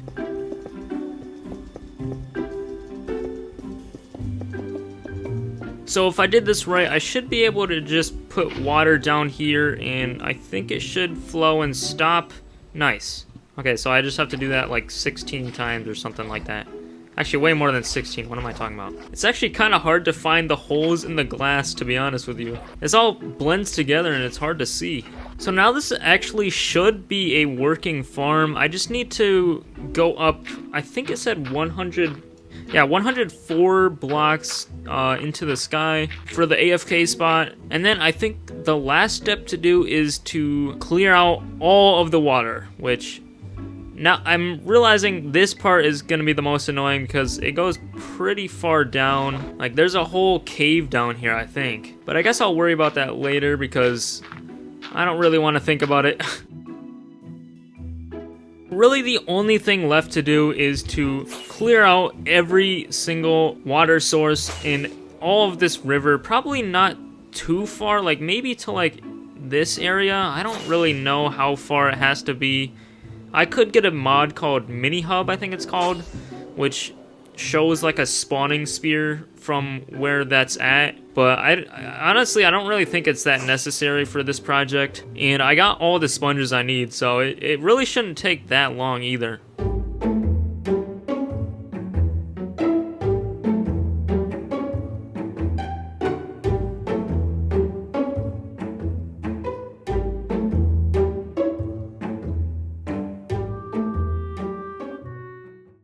The river is completely drained so that 0 squids will spawn anywhere other than the farm. So if I go into the AFK spot and use a mod called FreeCam, and I go to the farthest river water, you can see that there is no squids anywhere, meaning that the farm is working extremely well. Like, look at all these guys spawning and dying. So anyways, that's gonna have to do it for the video. Thank you so much for watching. If you enjoyed, please consider dropping a like and subscribing because it helps me get closer to my goal of 10,000 subscribers, and I will see you in the next one.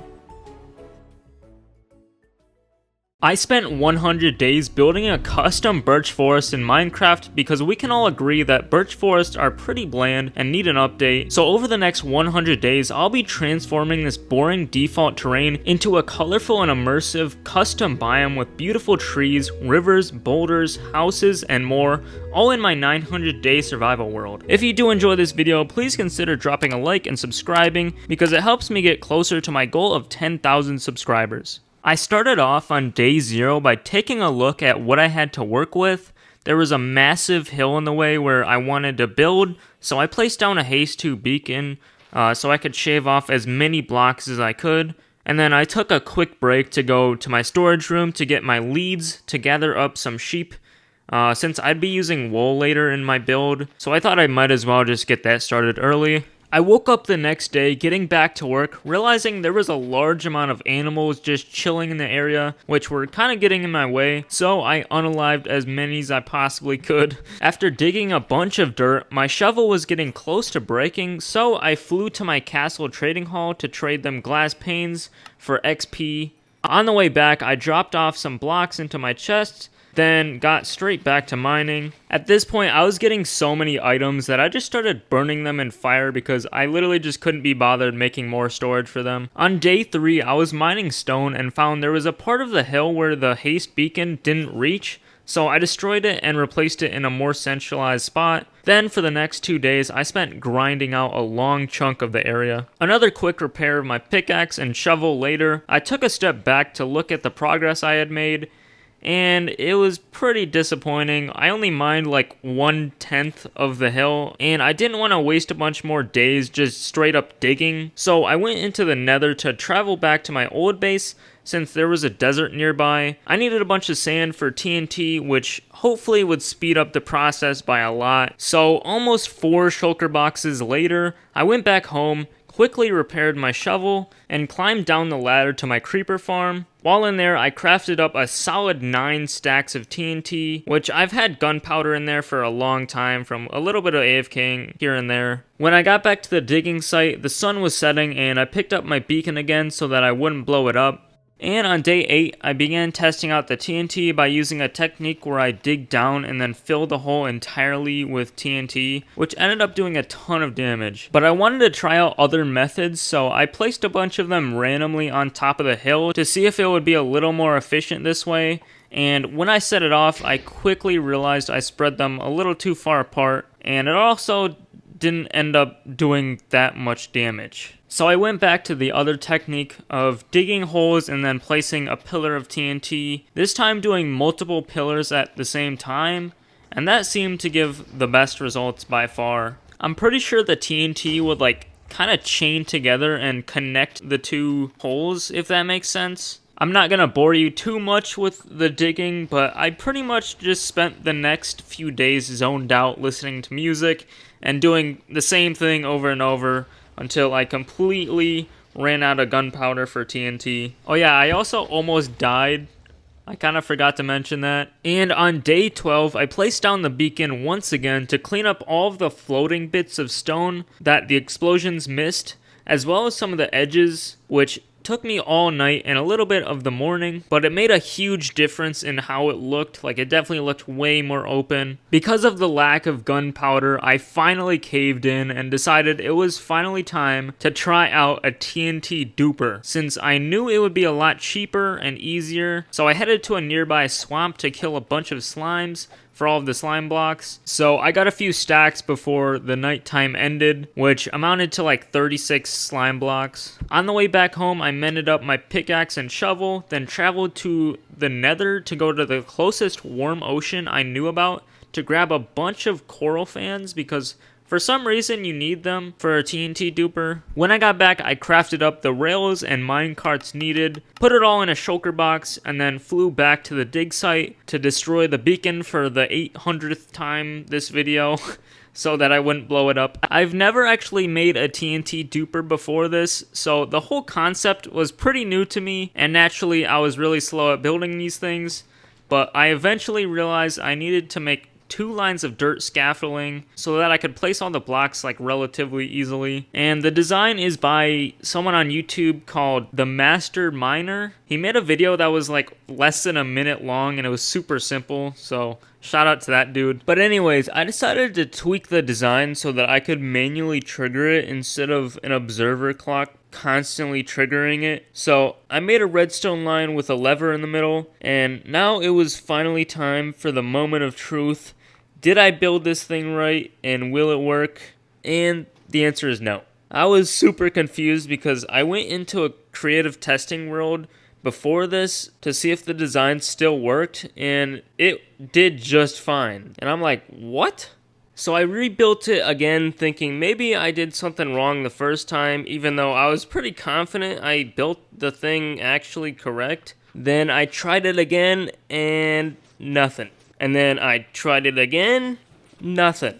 So I'm just like, alright, what's going on? I seriously did something wrong here. So I broke the minecart and I realized I'm an idiot and I used the wrong type of rail. I used an activator rail instead of a detector rail. I crafted up the right ones this time, then flew back to replace them, put the minecarts on top, and then flicked the lever, and it actually worked. Then I kind of just kept triggering it in bursts so that like 3 or 4 TNT would blow up and spread out a lot. And I did that until I was relatively at the same level as the rest of the ground. After I was done with that spot, I would break the whole contraption and then rebuild it again like 6 blocks backwards. Then I would blow stuff up, break down the machine again, rebuild the machine, blow stuff up, break down the machine, rebuild the machine. You get the idea. I did this repeatedly for like 6 days straight, so I don't want to bore you too much with all this stuff. But yeah, it was kind of just the same thing over and over. On day 24, I looked back at the area, and as you can see, I absolutely decimated this place. But there was still a bunch of flying bits of stone all over, so I placed down the beacon once again so that I could clean everything up. I went through the tedious task of flying upwards,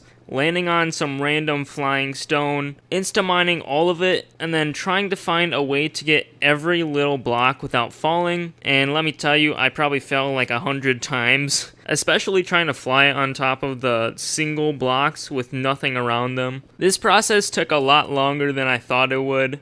I was doing it all night, in-game, not like in real life, and some of the morning of day 25. And here's the final product. It's definitely not perfect, but it's something I can work with, so that's really all that matters. After doing a bit of cleanup, I flew to the castle to fix up both of my tools. And I just found this clip, so I should probably mention that earlier that day I went to my bee farm to craft up as many honey blocks as I could. Then the next day I came back to it because I realized I was going to need a lot of honey blocks because for some reason I decided to design some of the trees using honey blocks like every other sane person would. That meant I needed to expand my tiny bee farm. The materials for the farm weren't that expensive. I just needed to find some bee nests in the wild, trade redstone with villagers, and figure out how to craft dispensers and comparators because I definitely know how to do that. I needed to make space for like 5 more slots of bees, so I dug out a chunk of stone and dirt and then just started copying the design I had from before. While I was trying to move some glass, I accidentally hit a bee, which caused me to panic because I didn't want them all to escape, but I managed to seal it up in time. A few of them did end up dying, but I finished up the farm by placing in the rest of the bee nests. The morning after that, I bred some bees because I didn't know if all of them actually had a nest or not, especially since some of them died earlier. Next, I quickly bred up the sheep and went on a journey to start the real material gathering quest,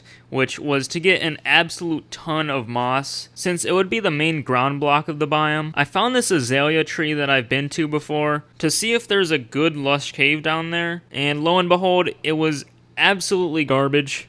I found another one nearby that also had like zero moss whatsoever. So I traveled back to the castle to go into the nether, since I remember finding a bunch of new azalea trees by the desert from earlier in the video. I dug down and found actual moss this time, so I started insta-mining it with my efficiency 5 diamond hoe. While I was down there, I also got some clay, since I'd be using a little bit of it for some rocks later in the build. Throughout the night, I found a bunch of little caves and got a decent amount of moss, and I was slowly filling up my first shulker box. But then I was casually breaking some moss and I found literally the biggest cave I have ever seen in my life. I actually hit the jackpot for moss that day. Oh yeah, and of course there were diamonds everywhere as well. The next 2 days I spent just going ham with the diamond hoe, getting like 3 shulker boxes full of moss. I also was looking for as many of these small drip leaves as I possibly could find, since I'm pretty sure you can't farm them and they look really good for decoration. After all of the boxes were fully filled up, I flew home and started organizing all of the moss that I had, putting it into some double chests. The next day I flew into a nearby ravine to grab a bunch of andesite. I needed it to block out all of the rocks and such so that I could actually start building the terrain. I probably got way more than I needed, but I kept finding these big veins of andesite, and it's easily one of my favorite building and texturing blocks, so I just couldn't resist. After putting all my items away, I finally started placing down the first blocks of the build, only like 6 or 7 hours into the gameplay. So I kind of just began making an outline of where I thought I wanted the biome to go. I didn't have a super confident plan of how big I wanted it or what shape I wanted. I just needed to start it, and if I wanted to change anything, it wouldn't be hard. It might be a little hard to see, but here's what the rough shape is looking like. It's pretty big. I didn't know how I felt about it yet. On day 32, I patched up this random hole in the corner of the outline since it was going to get in my way eventually. Then I already started changing the shape of the outline of moss and then using FreeCam to see how it looked from a bird's eye view. After that, I moved the storage chest back a little bit since they were getting in my way. I also traded mending and unbreaking from some of my villagers so that I could make some unbreakable shears, because I was going to need a lot of colored wool for the trees I'm building later in the video. Speaking of that, I flew over to the very humane sheep pen and started dyeing all of the sheep red, orange, and yellow, so that's a little bit of a hint for what the trees will look like. At the end of the day, I clicked as fast as I could and sheared all of the sheep. In the morning, I stopped procrastinating and started actually filling in the moss outline with actual blocks. Again, I didn't have an exact plan for the structure of the terrain, but I kind of just wanted it to be like pretty smooth and mostly flat looking throughout the biome, and then I could add some boulders and interesting stuff on top whenever I wanted. Day 35 was a little bit different. I started roughly outlining a kind of hill thing where I'd be using andesite and moss as the base blocks. Then I started changing out the temporary blocks with what I wanted. So the plan was that the front of the hill would almost be like a mini cliff. So the andesite will be like rocks underneath the top of the cliff, if that makes sense, and then there's going to be moss on top. I finished off the rocks and then started placing in the slope of the ground with moss. The process of building custom terrain in survival is super time consuming, especially if you're trying to make it look natural. So I really took my time making the shapes I was happy with. A lot of the time I would just be taking a step back to see what I thought of it, rather than just building the whole thing in one go and then having to break a bunch of blocks if I wanted to fix it. I took a break from placing blocks and expanded the sheep hole because I noticed that they were eating grass a little too fast, so if I didn't, it would ultimately result in getting less wool. Then I got back to work placing a bunch of moss, which I think I forgot to record the rest, so whoops, but I finished it. On day 38, I started planning out 2 new shapes. One was like a small, long hill, and another one would be a boulder. For reference, here's what they look like from the sky. First, I switched out the dirt blocks on the hill, then I filled the rest of the moss on an incline. Then I saw this open area right next to it, so I decided to make a little valley thing in the middle, but I only dropped it down 1 block, so I don't really know if it counts as a valley. The next morning, I sheared the sheep once again, and then started work on the boulder. I don't know if I've mentioned this before now, but all of the moss and andesite I placed so far are going to be textured, so it's not just going to stay 2 blocks. It's just a lot easier to texture builds after you finish the shape first. So I'm going to add like a lot of different blocks. Like for example, in the moss, there's going to be grass blocks, there's going to be terracotta, there's going to be concrete powder. So it's literally not going to stay moss. Anyways, after I finished the shape of the boulder, I had the idea to add moss on top of it to make it seem like it's been there for like centuries or something. So I switched out some blocks here and there, and I think it turned out really nice. After that, I went back to the other side to fill in a lot of the area with moss, which lasted the rest of the day. I also placed down a bunch of torches underneath the ground because I've already had to take care of some mobs, plus I didn't want to have to hear zombie noises all the time. Next, I started to widen up the outline of the biome so that I could have a better idea of how I wanted to build an incline of moss, since I would have to do it eventually. So on day 41, I worked on building a gradual slope, and after a break to shear the sheep and organize some chests, I shaped out a 1 block tall, big circular shape and filled it all in with moss until the sun was setting. After sleeping away the night, I began building another small little hill thing with some rocks at the front. Then I was filling in some more of the ground when I realized I completely ran out of moss in all of my chests. And as you can see, I wasn't even halfway done placing down the moss. So I flew back to the desert where the lush caves were and dug down at an azalea tree. I realized I forgot to repair my diamond hoe, so luckily I remembered I had some XP bottles from villagers I traded with a while ago. Basically for an entire day in Minecraft, I spent just going crazy, getting as much moss as I could,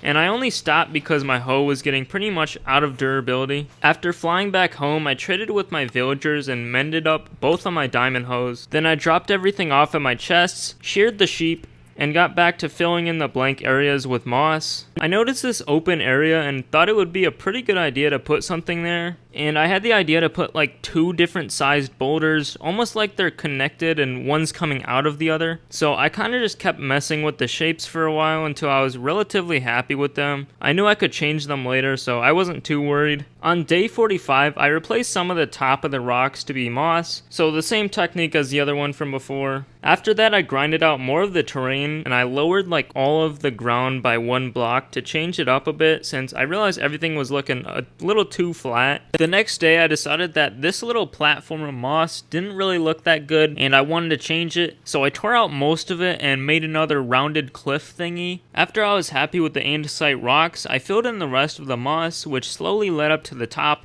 and I finished the whole thing before bedtime. Here's what it looks like from a distance. Pretty good if I do say so myself. Then after that, I got the idea to create a river that cuts through the entire biome. So I spent a really long time placing down moss leading up to the side of the future river. The reason it took so long was because the north side of the biome has this kind of steep incline that I didn't really know how to approach, so I really took my time polishing it and making sure it looked relatively natural. After yet another sheep break, and also repairing the shears at the castle, I finally was able to start placing blocks down on the other side of the river to really get an idea of how wide I wanted it to be. And I thought it would be cool to have like a little bridge that goes over it, so I decided on making it pretty narrow. Then I started to thicken it up so that I could plan the next hill that I was going to make on the other side. And so I placed in the first blocks of the slope, which I could tell would take quite a while to finish. Here's what the scale of it is looking like. It's a lot bigger than the other stuff by far, just because I wanted it to look a little different on the 2 sides of the river. Plus, I was getting kind of bored of how I was making the other hills. So anyways, I kind of just kept grinding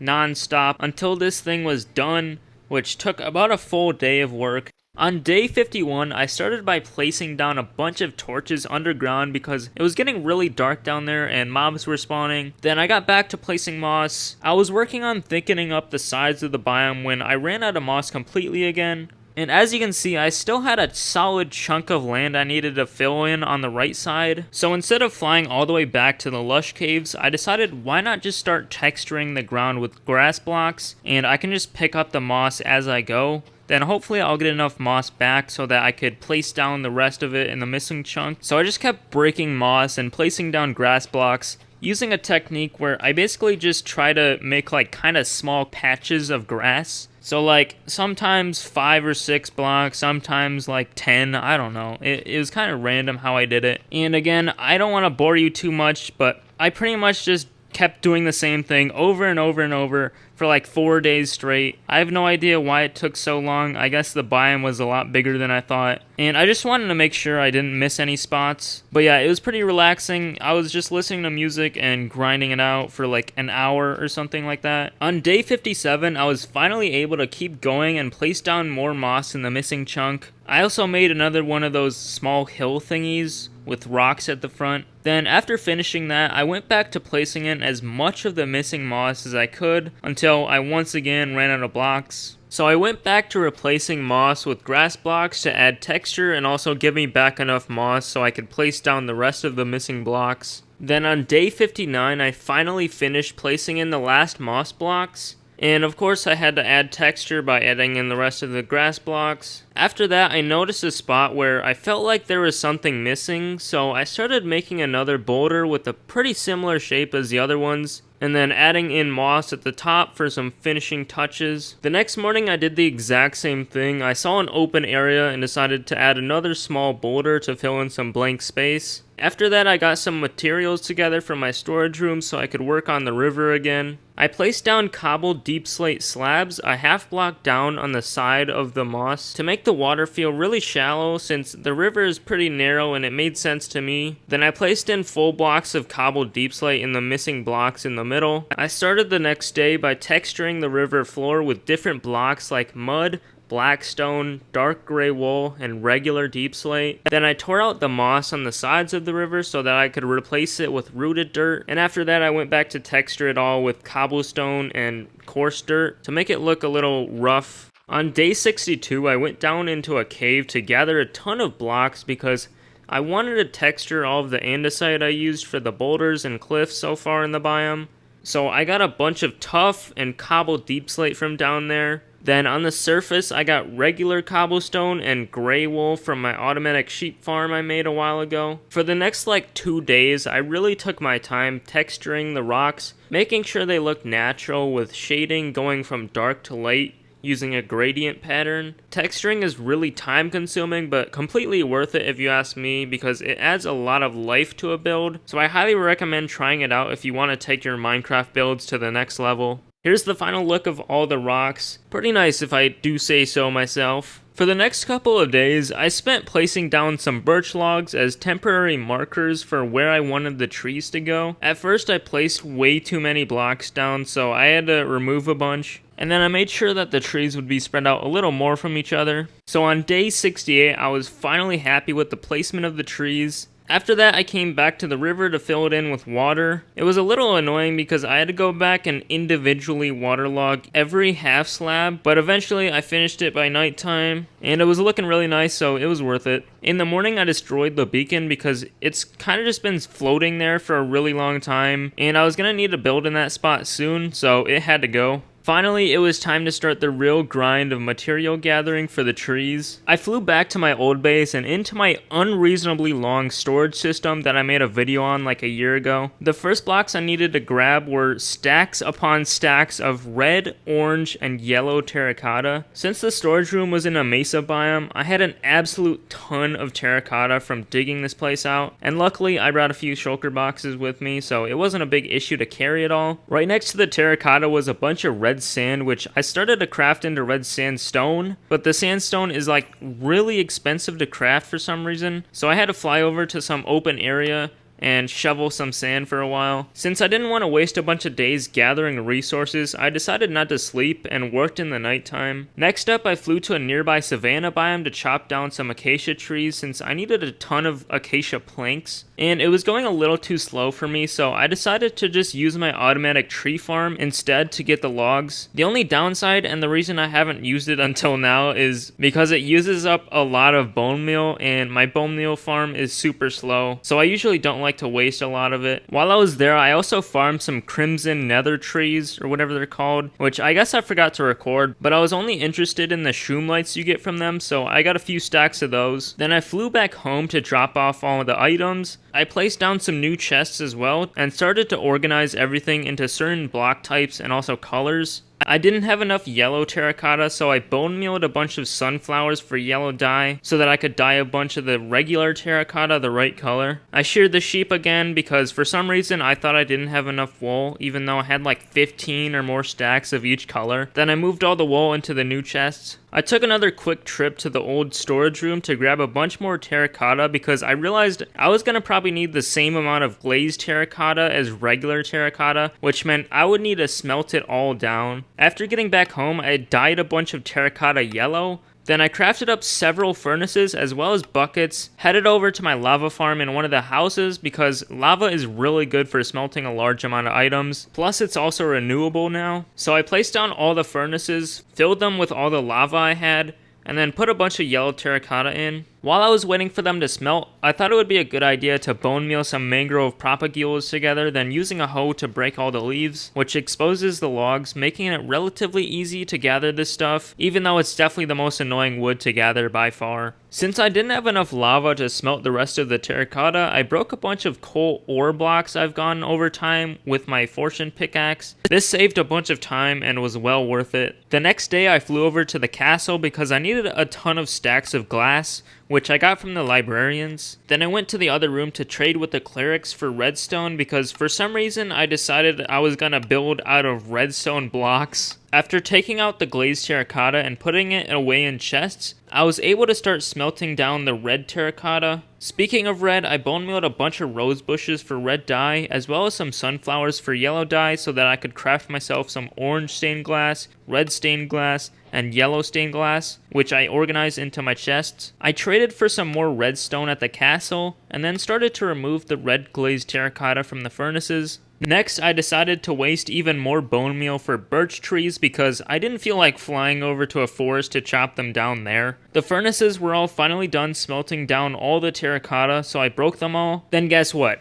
I felt like flying over to the birch forest because, yeah, I needed some more birch logs. Nearby was a taiga biome, so I grabbed some of the plants there because I thought it would be a pretty cool idea to incorporate them into the custom biome. The main one being the ferns because they look really nice. Back at home, I got some different diorite variants together from my storage room, traded for some more redstone, then went down into the ravine from a while ago to mine more diorite since I was going to need a few more stacks of it. After that, I climbed down the ladder to my bee farm to craft up honey blocks from all the honey bottles that have been automatically filling up this entire time, as well as crafting some honeycomb blocks. Finally, on day 77, I had all the blocks needed to build the custom trees in these 6 double chests. Now, before I actually build them, I just wanted to mention something because it's pretty important, and this section is going to be a little bit different. So this is my creative testing world. It's where I design all my builds, and there's like rough concepts of what I wanted the terrain to look like here. As you can see, these are all the trees I'm going to be building in my survival world. There's 7 different designs, each with 3 different colors, orange, yellow, and red, which I spent a couple days IRL building. Now, in order to save an astronomical amount of time, I'm going to be using a mod called Lightmatica to basically create like holograms or blueprints of the trees that show me exactly where I need to place each block in survival. Obviously, it doesn't just like spawn blocks in for me. I still had to gather all the blocks manually and place them myself. So I personally don't consider it cheating, but I just wanted to be completely transparent with you because I think it's probably better than just pretending like I built it all naturally in survival. A lot of Minecraft YouTubers use Lightmatica these days, and it's just really convenient for making videos.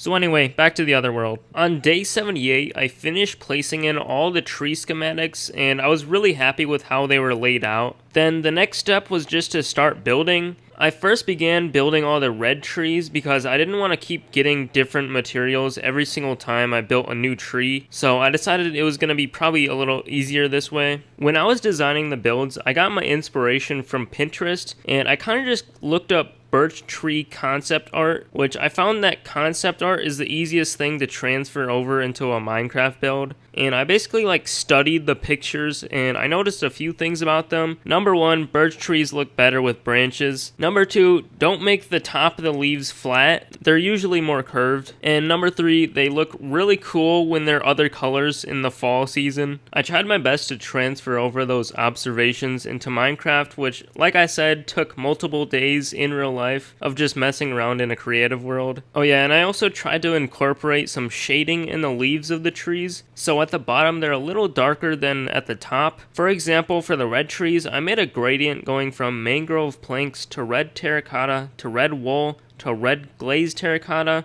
with red stone blocks and red glass spread out randomly. To show you a better view of building the trees, I also recorded using Replay mod, which is another really useful mod for making videos. As you can see, I build the trees from bottom to top because Litematica has a feature where you can only see like one layer at a time, so this is the most efficient way to rebuild schematics in survival. Next up were the orange trees. I made another shading gradient going from orange terracotta to acacia planks to orange wool with orange glass spread out randomly. This time I didn't use orange glazed terracotta just because the block has a lot of blue in it and just doesn't really work well with the trees, but even without an extra block they look really good. Also, I forgot to mention that I've been using shroom lights inside of the leaves so that they light up at nighttime, and I think it's just a super cool yet subtle detail I decided to add. And here's the replay of placing in all the orange trees. Finally, I worked on the yellow trees. In my opinion, these are the best looking ones because they have some really interesting blocks. They go from yellow terracotta to honeycomb blocks and regular honey blocks to yellow glazed terracotta to yellow wool with glass all around. So definitely the most amount of variety of blocks for this one. And I never thought honeycomb blocks would actually work well in a tree, especially the yellow ones, because the block is pretty orange, but it still works extremely well. So I was really happy with how I designed it. And here's the replay of the final trees being placed.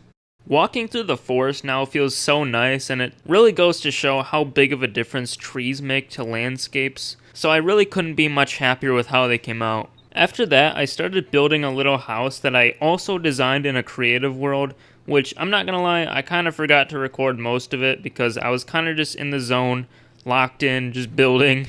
Anyways, here's what it looks like with FreeCam. Nothing crazy, it's kind of just a box with a basic roof, but I felt like this was the kind of house that you would actually see in this forest if it were real, and that's all that matters to me. The next morning, I tore out the floor of the house and replaced it with some nice spruce planks.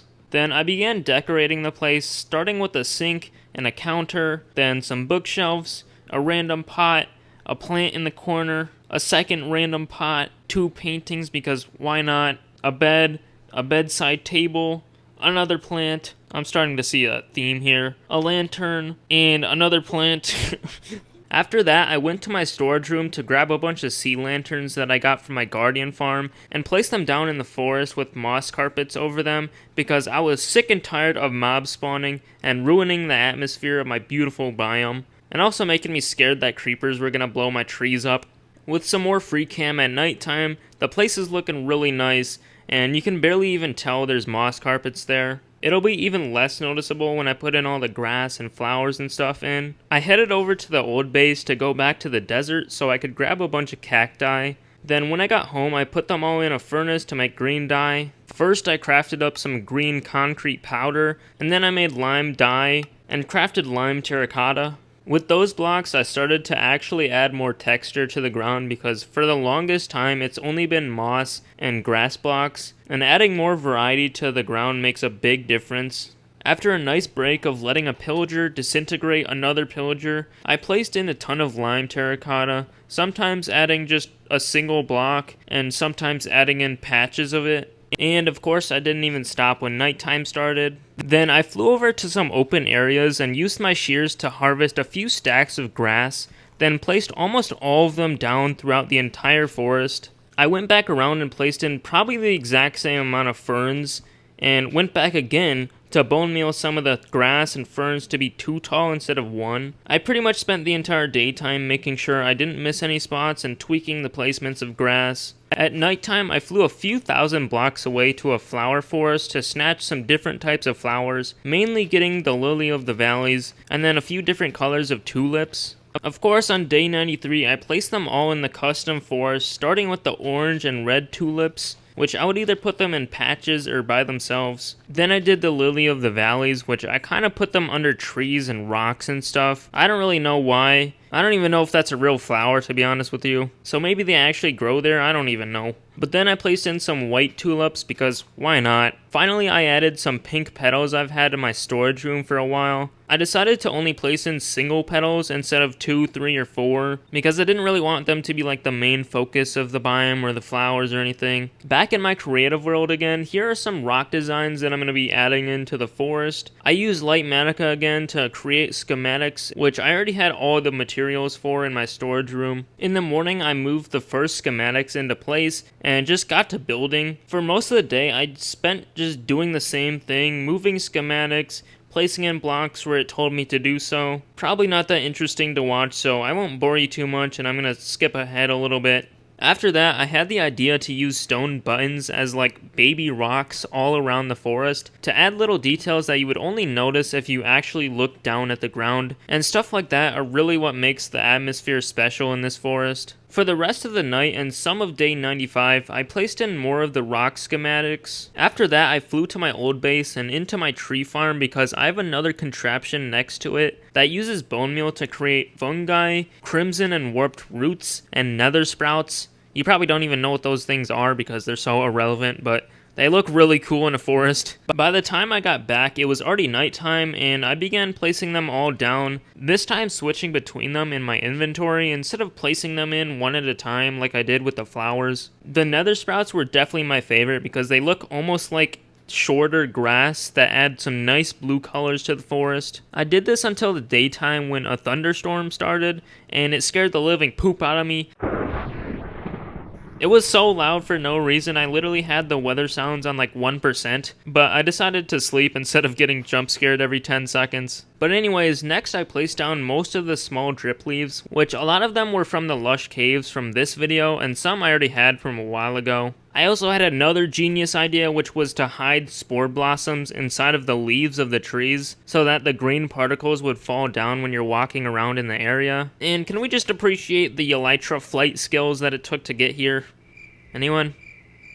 Okay. To be fair, when I tried it again, it did not go as planned. Anyways, I think I installed like 4 or 5 spore blossoms during that day. Kind of forgot. But the sun was setting and I added a bunch of sweet berries to the ground to add more plant variety with some nice extra red and green colors. Then I bone mealed some glow lichen on the road of my town I built a few videos ago so that I could place it mainly in the darker spots of the forest, but also just on the ground for some random extra texture. After grabbing some rooted dirt from one of my many grass chests, I flew over to one of those taiga biomes with the weird brown grass to take a few stacks of coarse dirt from myself. Then I started tearing out some of the moss so that I could make a little path going through the forest. I used coarse dirt and rooted dirt for the full blocks, and I added spruce slabs on inclines to smoothen out the path and make it easier to walk through. I kept breaking and placing in blocks and tweaking the look of it to make it seem like not a perfect pathway. I purposely made it look rough with some moss blocks kind of invading in on the dirt, if that makes sense. And I did this until I got to the little house I built, and I was really satisfied with how it looked. Next, I constructed this little spruce bridge I designed in a creative world like 5 minutes before this clip, since I was too scared to waste a lot of time because there was still some stuff I wanted to do. So I had a picture on my phone and I just copied that. Yeah, it's a pretty neat little bridge, nothing too fancy, but it does the job. So a few weeks back, I was watching a B00-100 Hermitcraft video, and he was trying to find a way to keep a drip leaf in the down position, but he also found a way to make like atmospheric sounds with them that almost sound like leaves are crunching on the ground. So I took that idea and figured out a really simple way to do it with a path block, an armor stand, fences, a piston, and something to power the piston. Then on day 99, I got materials together and dug out a little area underneath the entrance of the biome and slowly but surely rebuilt the contraption. The best thing about it is I can reuse the piston, redstone blocks, and fences, so it's literally the simplest thing ever to build, and it adds a ton to the area. So I built the same design probably like 7 or 8 times, I don't really remember, but I spread them out across the forest in the main places you would walk through. And I think in one spot I added 2 right next to each other but timed them differently so that they would make noises at separate times. Here's a video from earlier when I was chilling in the forest with the sounds in the background. They're pretty quiet and subtle, but it's pretty cool to actually have the ability to build ambient sounds into survival Minecraft, so I highly recommend trying this out in your world. The last thing I did in the night of day 99 was build in a little fallen birch tree that seems to have been there for so long that moss has started growing on it. Yet another small detail, but it adds like a little story into the forest, so I thought it was really cool. Finally, after 100 days of building a custom birch forest in Minecraft, I was ready to sleep away the night and walk through the forest for one last time. If you made it through the whole video, I want to thank you so much for watching. This video took me many hours to make, so if you want to support the channel, please consider dropping a like and also subscribing, because it helps me out more than you think. This project was probably the most fun I've had while making something in Minecraft, so let me know what other biomes you'd want to see me make next in the comments, and there's a chance I'll make a video from your idea. Alright, that's all for me. Love you, bye.